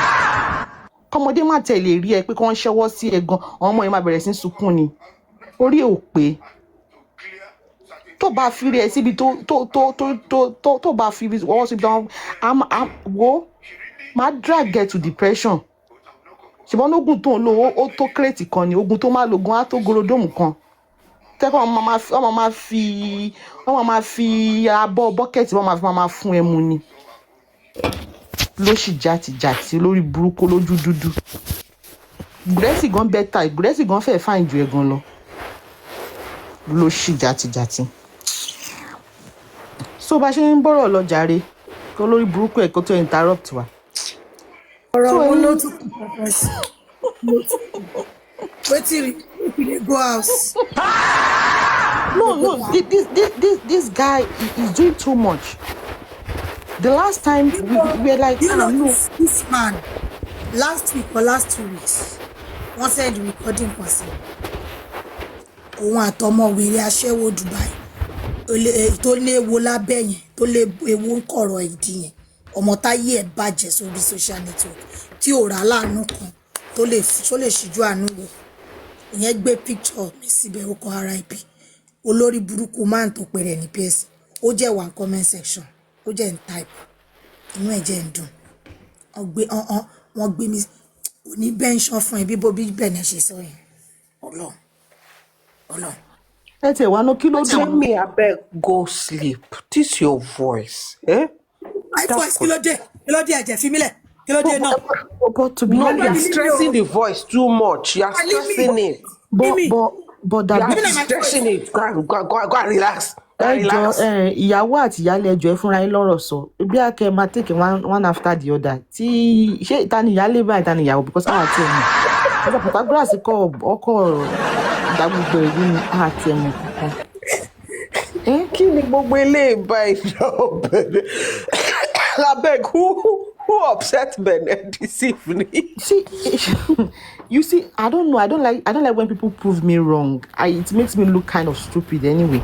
Because I can remember vividly how the British was so persistent and no, this man is not somebody that you should even make excuses for. And you're right. Ju ọbẹ̀ sílẹ̀ lẹ́yìn gbàgbà ẹgbẹ́ yẹn náà ló máa fi sílẹ̀. Sorry, what appears here for the fact pé ó tiẹ̀ jẹ́ kí the British tiẹ̀ rí ọ̀rọ̀ jẹ́ lára mi ẹ ṣe àtọwọ́ ẹ̀ máa lọ sí. Ó tún kúkú rẹ̀ sí mọ́ra ó fi ṣaláǹkó ìyẹn ló fọ́ ní tv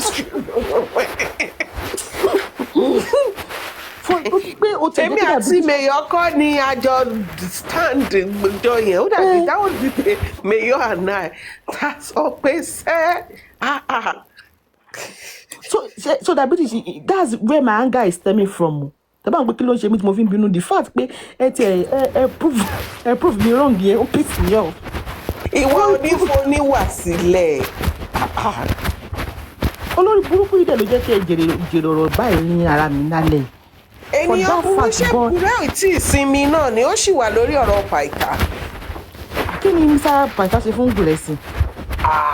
Ó dàbí pé wọ́n ti lọ pàdé lórí tarmac kan kó lè jẹ́ lórí ọ̀rọ̀ Mohbad. Pàìkà did a show 2 days ago saying Naira Marley ló ràn wá ìyẹn ló ń ka lára but Bukky Jesse náà ti confirm ẹ̀ lẹ́nìí náà Bukky Jesse sọ̀nà pé Naira Marley ló ràn ẹ̀ wá so why are you paying? But èmi náà mo drag Gúrẹ́sì náà ṣé ní bọ́ ṣé wọ́n sọ́nà pé Jòsí fẹ́ lọ lé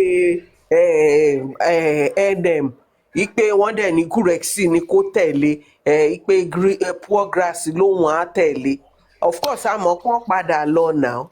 But to be honest, ènìyàn burú I send you message check your inbox your Diabetes, can I tell you to both. Diabetes, can I tell you a secret?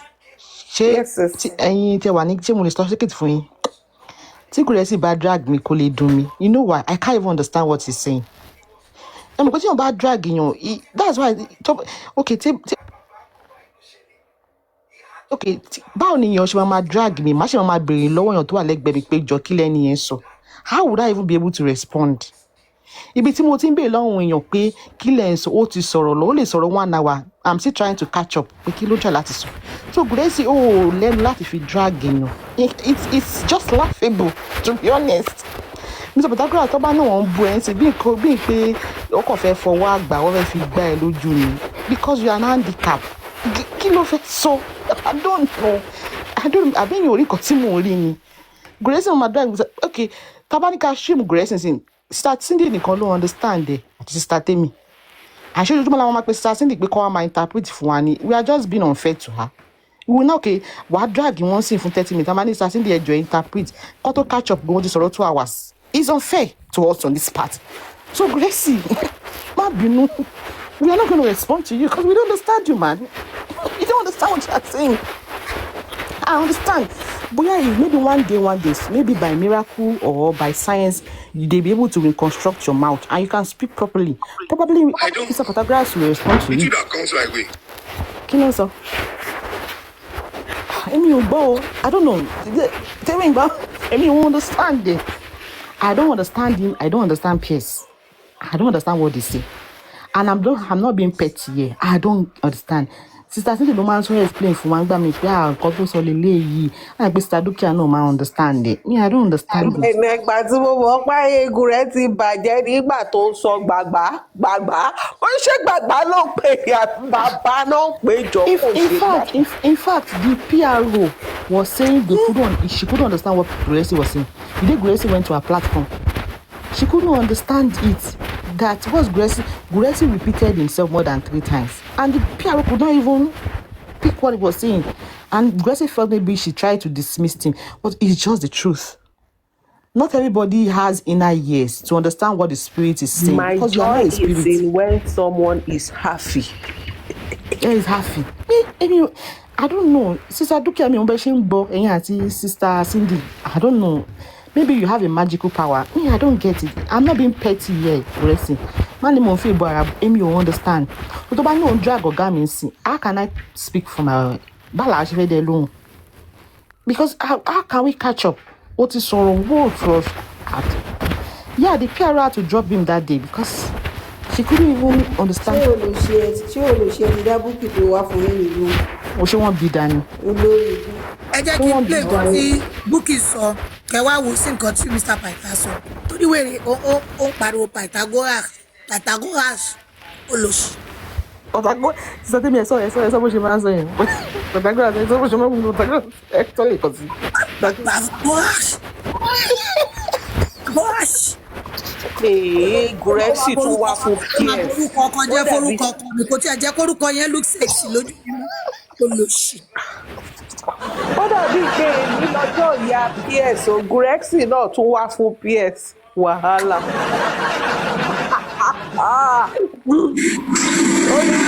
Only baby I love you contention for the reason for this afternoon. Ẹ kọ déètì ní síbẹ̀. Sọmọ yẹn bá wá tó bá ní ẹ jẹ́ kí n fi cross sí.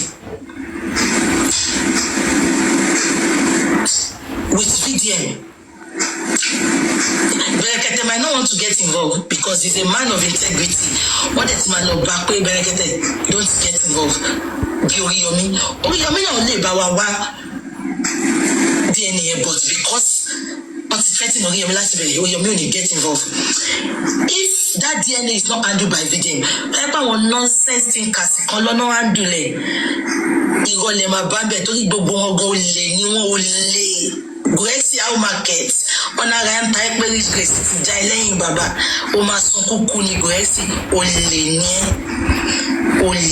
ọjọ́ rẹ̀ mi àti òtítọ́ Gracie ìdí ẹ̀ máa wá ṣí síta gbogbo nǹkan tó ń ṣe lẹ́yìn gbogbo ẹ̀ ni máa wá ṣí síta Gracie wàá rí ìyá wà lópin bàbá ìwọ ń sunkún pé rich Gracie fẹ́ bá bàbá lọ sí Àbújá ṣára ń ta ẹ́ ni onítorí wọ́n ló máa ń bá rich Gracie lọ sí Àbújá tẹ́lẹ̀ rich Gracie ti rí pé ó lè ní ẹni olè tí ò ní commission tó fẹ́ gbà ní nínú owó tí Naira Marley fẹ́ gbé fún bàbá Mohbad olórí burúkú ni gbogbo yín ẹ ṣe ìtorí ẹ̀jẹ̀ ní ìnáwó ẹ ń ṣe ìtorí promise tẹ́tí kóòtù tẹ́ fẹ́ gbà nú ẹ̀ ni ẹ jẹ́ kí n sọ last kí wọ́n máa lọ ṣé ń gbọ́ ẹ bá mi tag bàbá Mohbad nǹkan tí mo ní mo gbọ́ lóhùn tí mo fi bọ́ta.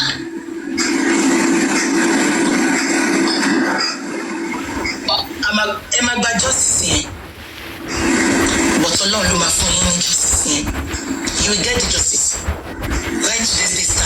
not from government, not from Adura, not from Ashana, not from Baba Mohbad, not from the DNA.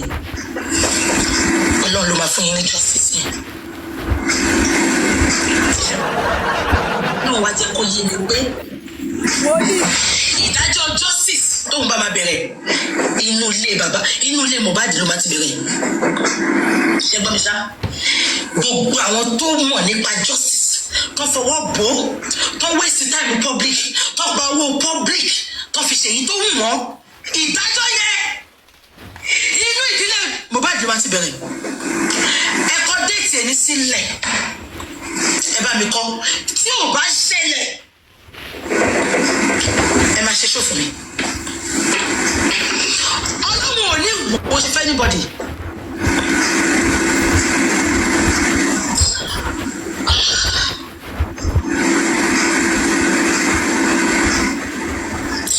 Mo fẹ́ sọ̀rọ̀ jù. Ìdájọ́ justice máa ṣẹlẹ̀ o. Èèyàn kan ní we don't write date tire. Ṣé kí n bá bẹ́ẹ̀ ni? Besides ni we don't write date. Ṣé pé mo yé ní kẹ́ lọ kọ date sílẹ̀? Ẹ ti kọ date ó ti sún date gan. Ó ní we don't write date tire. Ẹ tún lọ kọ́ mọ́ ẹ kọ́ mọ́ sẹ́. Ó ní èèyàn kan ó ní date tire. Ẹ lọ tún ilé ìkọ́. Ẹ lọ tún ilé ìkọ́sẹ́. Ìwé yìí ti kún. Ìwé yìí máa kún. Ẹ lọ kọ́sẹ́ gbẹ́ date tẹ̀ ti kọ́. Àwọn àkẹ́lẹ̀ àwọn tó wà lórí TikTok ó ní we don't write date time. No, ó yẹ sọ fún mi. Gbogbo date tí mo ní kẹ́ máa kọ, ṣé ẹ bá bẹ́ẹ̀? No, ṣé ẹ bá bẹ́ẹ̀? Kí ló dùn rúbùkù? Kí ló pa lẹ́rìn? mo fẹ́ ká gbọ́ láti gbọ́ yẹn kókó ṣì dànù ọ̀rọ̀ gùrẹ́sì nǹkan tí Kí ló Mr. Paita pa sọ Bukky lẹ́rìn? wíwèrè sunkún káàkiri òun ni Bukky ti Bukky dẹ̀ confam máa rẹ́rìn, ẹ máa rò bí wọ́n ìbáwọn sunkún èèyàn ni. wọn ni Bukky so Bukky knows what she's saying wọ́n mọ̀ páṣírí yẹn ti tú síta lọ́sẹ̀ kúkú ya gbé bọ́tà gùrẹ́sì àtúntún sọ lórí platform yìí ta ló ń ṣiṣẹ́ fún olórí burúkú. But that laugh, I don't know if people understand that. That laugh is a laugh of defeat. And Bukky on my fitiju karun. Because she's laughing at herself. Because Otuniko called date several times and nothing happened. I must say before 6 months, before 3 months, before 2 weeks, you want your me jump for a date, give and take. You be money 80%. Atuni to buy any to 90. To buy any out to pare out to the -1. You want to do more for one date. For me need 2 months. Before 2 months. Gosh. Anyway, problem yala ya yín kò ka wan bi ba àwòrán ya àrán yín ṣe. Wọ́n ti gé wa létí lọ. Like God bless you. Like what's funny? I don't know. Bukky is ashamed. She put support if J for him Lenny. Kilo 2 J for him. You don't have anything to talk about, Bukky. Nobody is checking out for you. You are a sad soul. Omo nowhere to be found. She be only sister who she citizenship tí wọ́n gbé picture ẹ̀ sórí Facebook. Your son was nowhere to be found.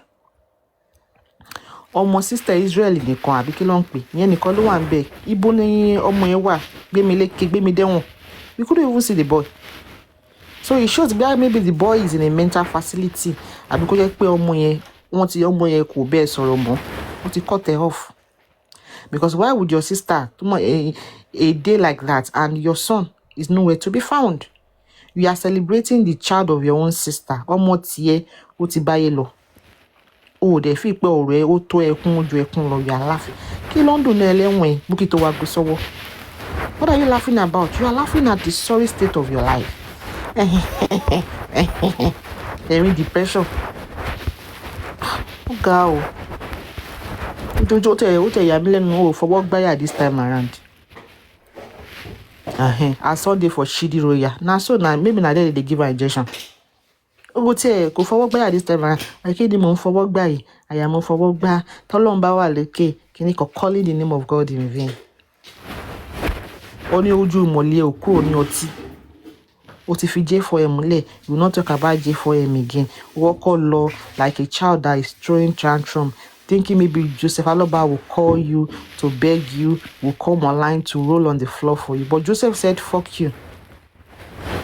And that's why you are just, you don't even know where to, you don't even know call Bukola Jesse. You are threatening people, you will leave J4M. J4M did you a favor. Because if not for J4M, boy, what gbógun jẹ gan. J4M practically gave you a second chance at life, revived your life. Because talk about J4M, oh Buki, you look nice today. Oh Buki Nise, Buki, oh you are losing weight. Buki that Ankara two-piece look nice on you. Ìyẹn ló jẹ́ pé oògùn depression kó pa ẹ́ sínú ilé. So you should be grateful to J4M, be grateful to Joseph Aloba. That ó tẹ̀ fi òkú ọmọ ẹ̀, ó fi dábírà sínú láìfù ẹ̀. Ó fi ságà ọmọ ẹ̀, ó fi rẹ̀mí ẹ̀ padà. So that when I'm threatening me, I will leave J4M. If you leave J4M, what do you want to do with your life, Buki? Nothing is happening in your life. Your life is cold. Just like the dead in the morgue. Your life is cold. You don't have anything. You are a walking corpse. You are empty. You don't have anything. Okay, I will leave J4M. So Lord comes in. Justice. What about the empty promises you made to these people that made them to part with their £100, £200, £10,000, £15 to the GoFundMe? Oh, that British, good night. Happy New Month to I want America and Canada. What happened to the empty promises you made to your J4M people that you will give them justice? So, but for justice, kini shop or no pie, kini can share.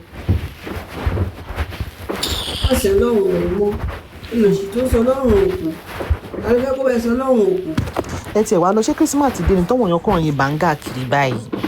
November 1st ni nínà. Lágbára noise pollution ní gbogbo ẹ̀. Inú bí Nàìjíríà ti fi noise pollution lẹ̀ sí Nàìjíríà. Nínú pa tó máa pàdé ẹ̀ ní England báyìí. Àwọn àmì o, àwọn àmì rẹ̀ pẹ̀tẹ̀pẹ̀tẹ̀ tí. Lágbára. Sister Dukia, na God hand we dey. Mọ̀rẹ́sì, wọ́n lò wá bọ́ gàánì. Àwọn ọ̀ráyè tiẹ̀ tó bá fẹ́ bá wa sọ̀rọ̀ ní bíbá lọ pé wá.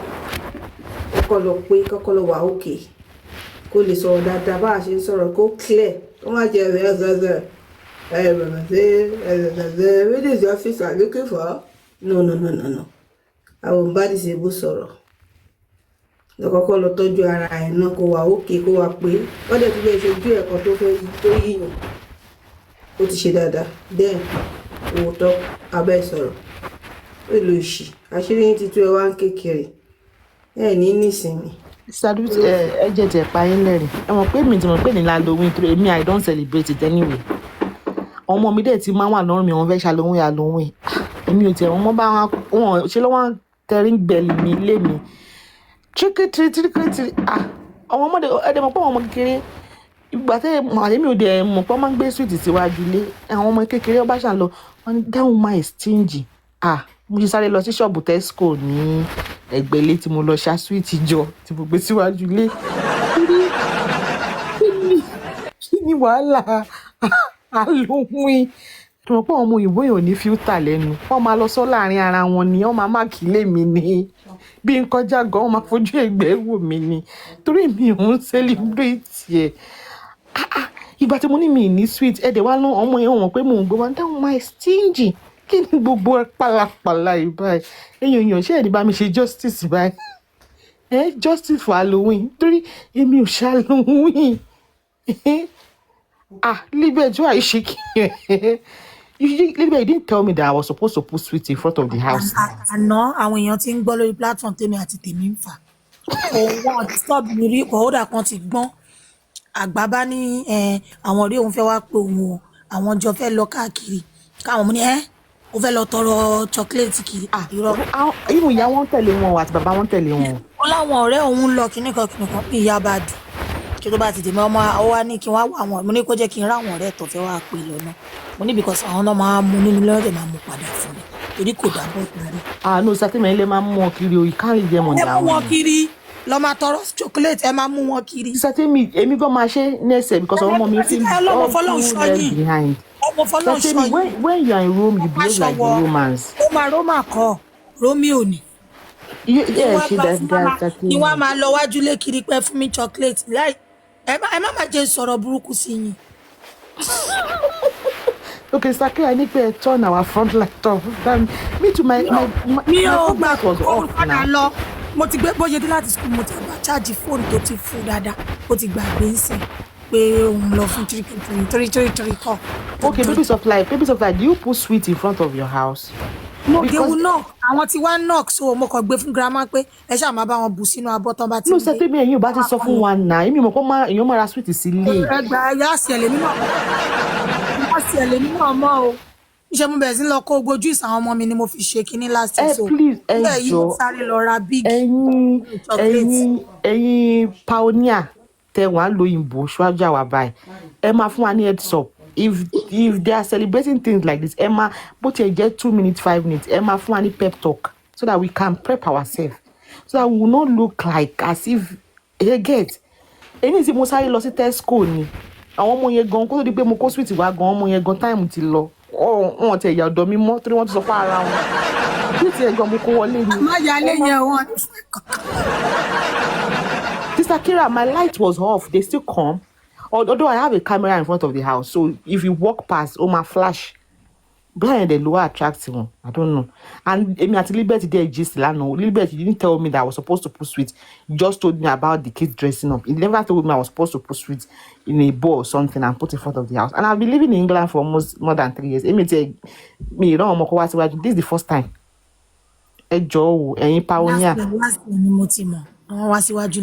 Yeah, I saw the display too. Àwọn normal snack àwọn ọmọ mi nínú ilé ni mo bẹ̀rẹ̀ sí lọ kó jáde nínú fún wọn last year. So yeye mi náà tẹ ya lọ gbé pálí chocolate yẹn pé níbo. No, they knock. They come collect me. Oh, collect me o. I know me. I'm my first son is a very popular boy in school. I was like, I'm just so she's down my stingy. Let's go stingy.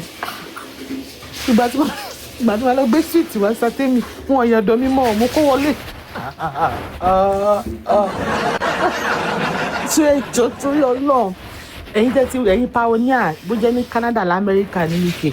If there are traditions that we the newbies we don't know. Maybe the Baveka to celebrate them a fun pep talk so that we can prepare ourselves. Joe, welcome to my pep talk. Cause I was just like, mommy, my light was turned off though. They still knock anyway. These kids don't care about rules. They look on rules. Oh, Sister Oluwashola, you follow your daughter. Praise God. I'm follow one of me.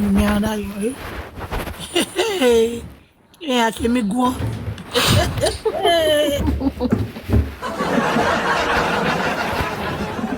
But Satimi, at least I will try and do it for the kids next year anyway. Because my kids are on my neck. No, for lunch. Oh, my mom alone with me. Satimi, me as Libet I saw ni àná. The Bible bet in some preparation Halloween for me. Mo pe pàdé mi yìí ó ráyè ṣá. Bó ti sọ bó ṣe máa múra, bó ṣe What's your mom? God. That year before, I got costume. Last year, Mora. Yeah, you dad one. How much is my shaking? You won't like it. Sister Princess, my kids are whining. In fact, they'll be moody this morning. They just be.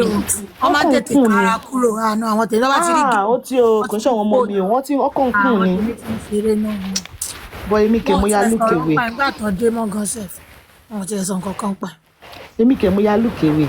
àárọ̀ wọn ní kékeré nígbà tó dé the school bus ló ní costume kan lòun wọ̀ grandma náà wọ́n sọ fún pé look at Spiderman níwájú ẹ̀ onírọ́ àwọn tíṣà yín lọ ní kẹ́ má wọ overall pé àti use toilet ìyẹn ni mo ṣàfipárọ́ fún wọn mo náà tíṣà yín lọ send mail sí wa pé aṣọ tẹ́ bá máa wọ̀ kó jẹ́ nǹkan tẹ́ máa lè lọ toilet fúnra yín ká má wọ̀ sọmọ gbogbo fún yín ká má ṣe kí ìtàgé ọlọ́mọ nọ́mbà lẹ́yìn o. gbé wọn mọ́ra I don't like that thing kò bá which I don't like it though. kò bá ẹ̀sìn èmi àtẹ̀sìn bàbá wọn lọ and since their dad accept that no òun ò láì ó dà pa àwọn ẹ̀gbọ́n ẹ̀ lọ pé ó lóun ò fẹ́ mo jẹ́ àfẹ́ nìyẹn. okay mọ́mí tí a sọ pé sẹ́tẹ́mì wọ́n ní ẹ máa fọ́lù wọn àwọn kan máa ń fi igbó àti àtíkè sínú sweet o àwọn mìíràn sharp object even if it's like sọ pé some people they drug the sweet wow.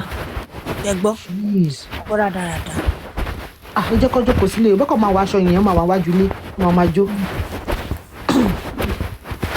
it's not in our culture mi ò láìkẹ́ ó ti wà too scary jù it's not mi ti láìkẹ́. ọ́fíìsì ní ibi iṣẹ́ is a big thing o. ẹ fẹ́ wọlé àwọn èèyàn ní ìbá ìkíní yẹn á jẹ́ ó ní sẹ́ńsọ̀ ọ̀nà àwa hàn rí mọ́ ẹ òmèèyàn tó bá ti ń lọ lé káàkiri. Libet, please check the sweet o even that they say that they are lacing it. ilé fọ́ọ̀mù I don't like it ṣé wàá kọ́ tiẹ̀ máa fọmọ́ kan kọ́mọ tiẹ̀ máa gba nǹkan láti ta mi like it so mi ti rí. Trailblazer wasn't the one that was opening the door my kids kí tó dé sálẹ̀ wọ́n ti mommy trick or treat God almighty ìtìjú mo fi lọ sí Tesco nǹkan pò ṣe ni mo ṣe even gan aisle tí ọkọ sweet ti sátẹ́ mi sold out ni I couldn't even find any I struggled to wọ́n ti máa mọ gbogbo kinní yẹn àníjọ́ tí mo kàn dé store mo di everybody ṣáà ń sáré lọ gbé páàkì chocolate yẹn èmi náà wá rántí pé ó wà lówó ìbò èmi náà ṣàgbẹ̀yọ̀ kan mo kúrò ń bẹ̀ ni. I was just able to grab just 2 packs because everything all the aisle was wiped out. nínú ẹ̀mí láìkẹ́.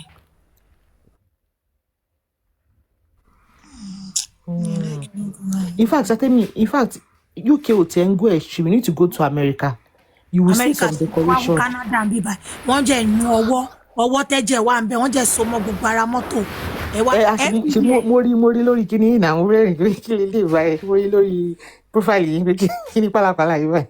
bọ́sì mi láti last week láti láwọn ò jáde lálẹ́ mọ́ wọ́n ní gbogbo kíní yẹn ń dẹ́rù bá wọn báwọn ṣe ń rí. mọ̀ sí ó yẹ kó ti mú wọn lára mọ̀ sí ti dára Canada tán. pọ́ kẹ má rò pé ìyá ò Popsi wọn láìkẹ́ my dad Popsi bí wọn burúkú pé kí ni gbogbo kíní náà ẹ má jáde lálẹ́ mọ́ ìjókòó nù lẹ́yìn àwọn kan tí wàá lọ tọ́nà ìyá máa dún tán bí àpá wà ń bẹ̀rẹ̀ grand tán níwájú ilé wọn rádaràdà.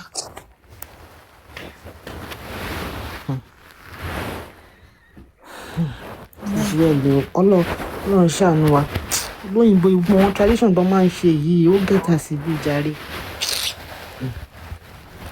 àwọn ọmọ mi kí ni gbogbo ilé see when I was saying that àwọn ará abiṣẹ́ kọ̀ ń fojú kan wò mí pé it doesn't mean even we too we are Christians. wọ́n máa sọ bẹ́ẹ̀ yín o gbọ́dọ̀ ṣú ẹ̀ jù pé ẹ̀kọ́ àmọ́ fẹ́ no it doesn't mean. èmi màá ní it looks scary really so it's okay maybe next year no problem they will join them cut me off mo ti join. well o ọlọ́run ṣàánú. Yeah, you're right, Sister Ibisa. The houses are closed here too, but they don't go out. Ṣọmọ wọn ọmọ neighbor so kí ló ń bá ká. Èmi go mọ neighbor so kí là ń bá ká. Abeg, everybody dey their day. Ká má ṣe Halloween tán kó má di màgbàlejò inú ilé bí kíní. I no want am abeg. Everybody dey their day.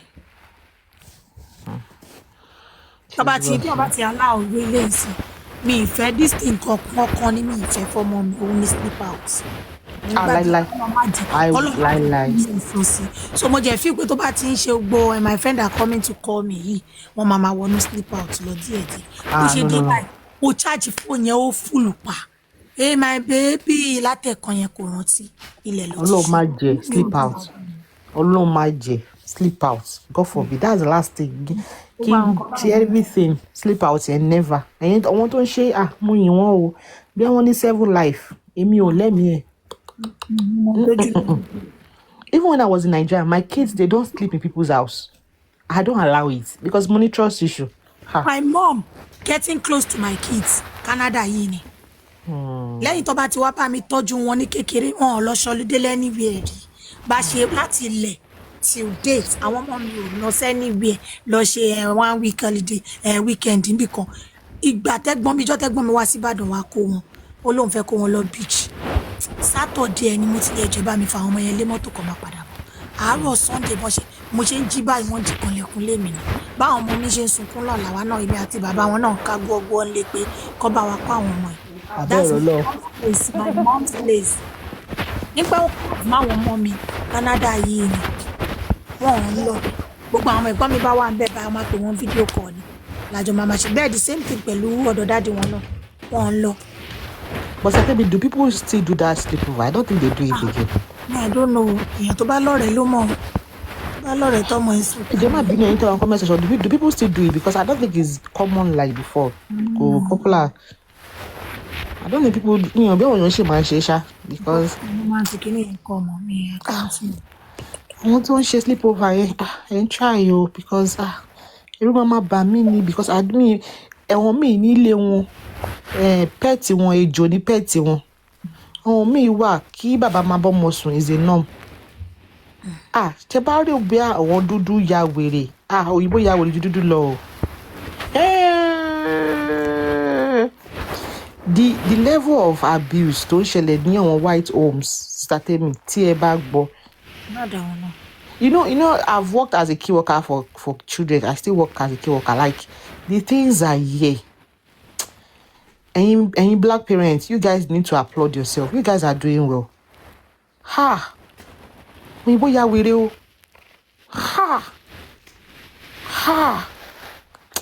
Walai, autocon child service ni loyinbo.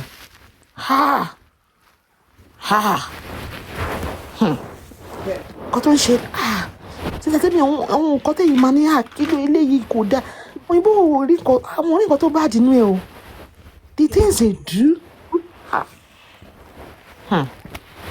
Tẹ́mi mo ti ṣe kéèsì kan rí woman yẹn ọmọ 8 ló bí gbogbo wọn pátádẹ́ ló wà ní kẹ́ ó tún kódà gangan ọmọ Yorùbá pé 10 bọ̀ méjì ó ṣaláìsí ṣe ìbílẹ̀ kó tuntun lóyún again kí ẹ ló tún máa gbọ́ ọmọ yẹn.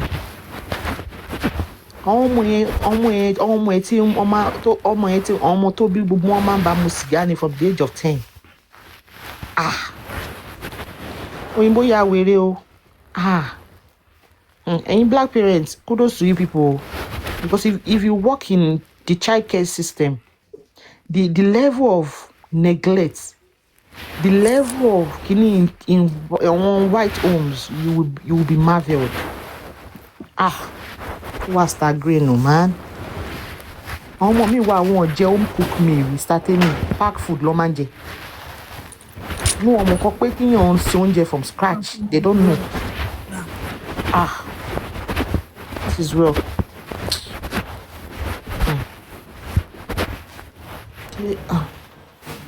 Mommy, you sleep over. I'm sorry. Sister me, I don't know. Even if it happens in black family, it's rare. I don't know. That's what I'm speaking for. But Nigerians, how will I put it? Africa as a whole, I don't know. Most of them give their all for their kids. To be honest, they go extra mile for their kids. The only thing you can fault them for is the discipline. The mode of discipline. That is where some African parents, that's where you can fault them. Because it still takes some unlearning to do because most of them, they grew up with that kind of physical discipline. But when it comes to caring for their kids, taking them to school, making sure they do the no. Most black parents, I give it to them, to be honest. I give it to them. In fact, tí bá máa mú white èyí tó tún mo tí rí pọ́ tún máa ní kíní ni is the Asian family, the Pakistani community. The level of abuse tó ń ṣẹlẹ̀ ní community yẹn lágbára o.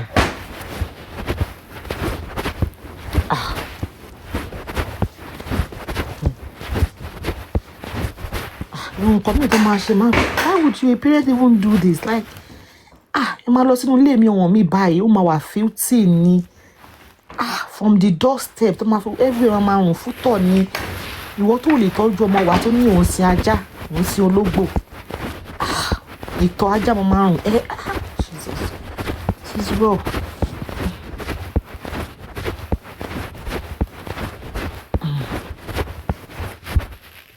Òwúrọ̀ yẹn ló bí mi lójú láyé mi.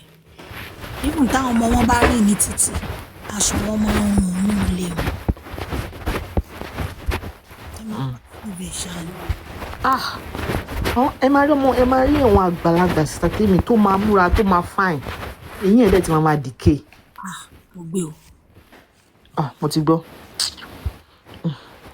Ẹja aṣídùn.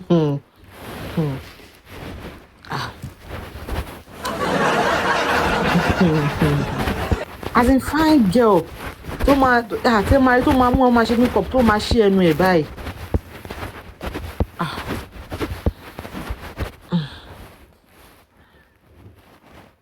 She's real low.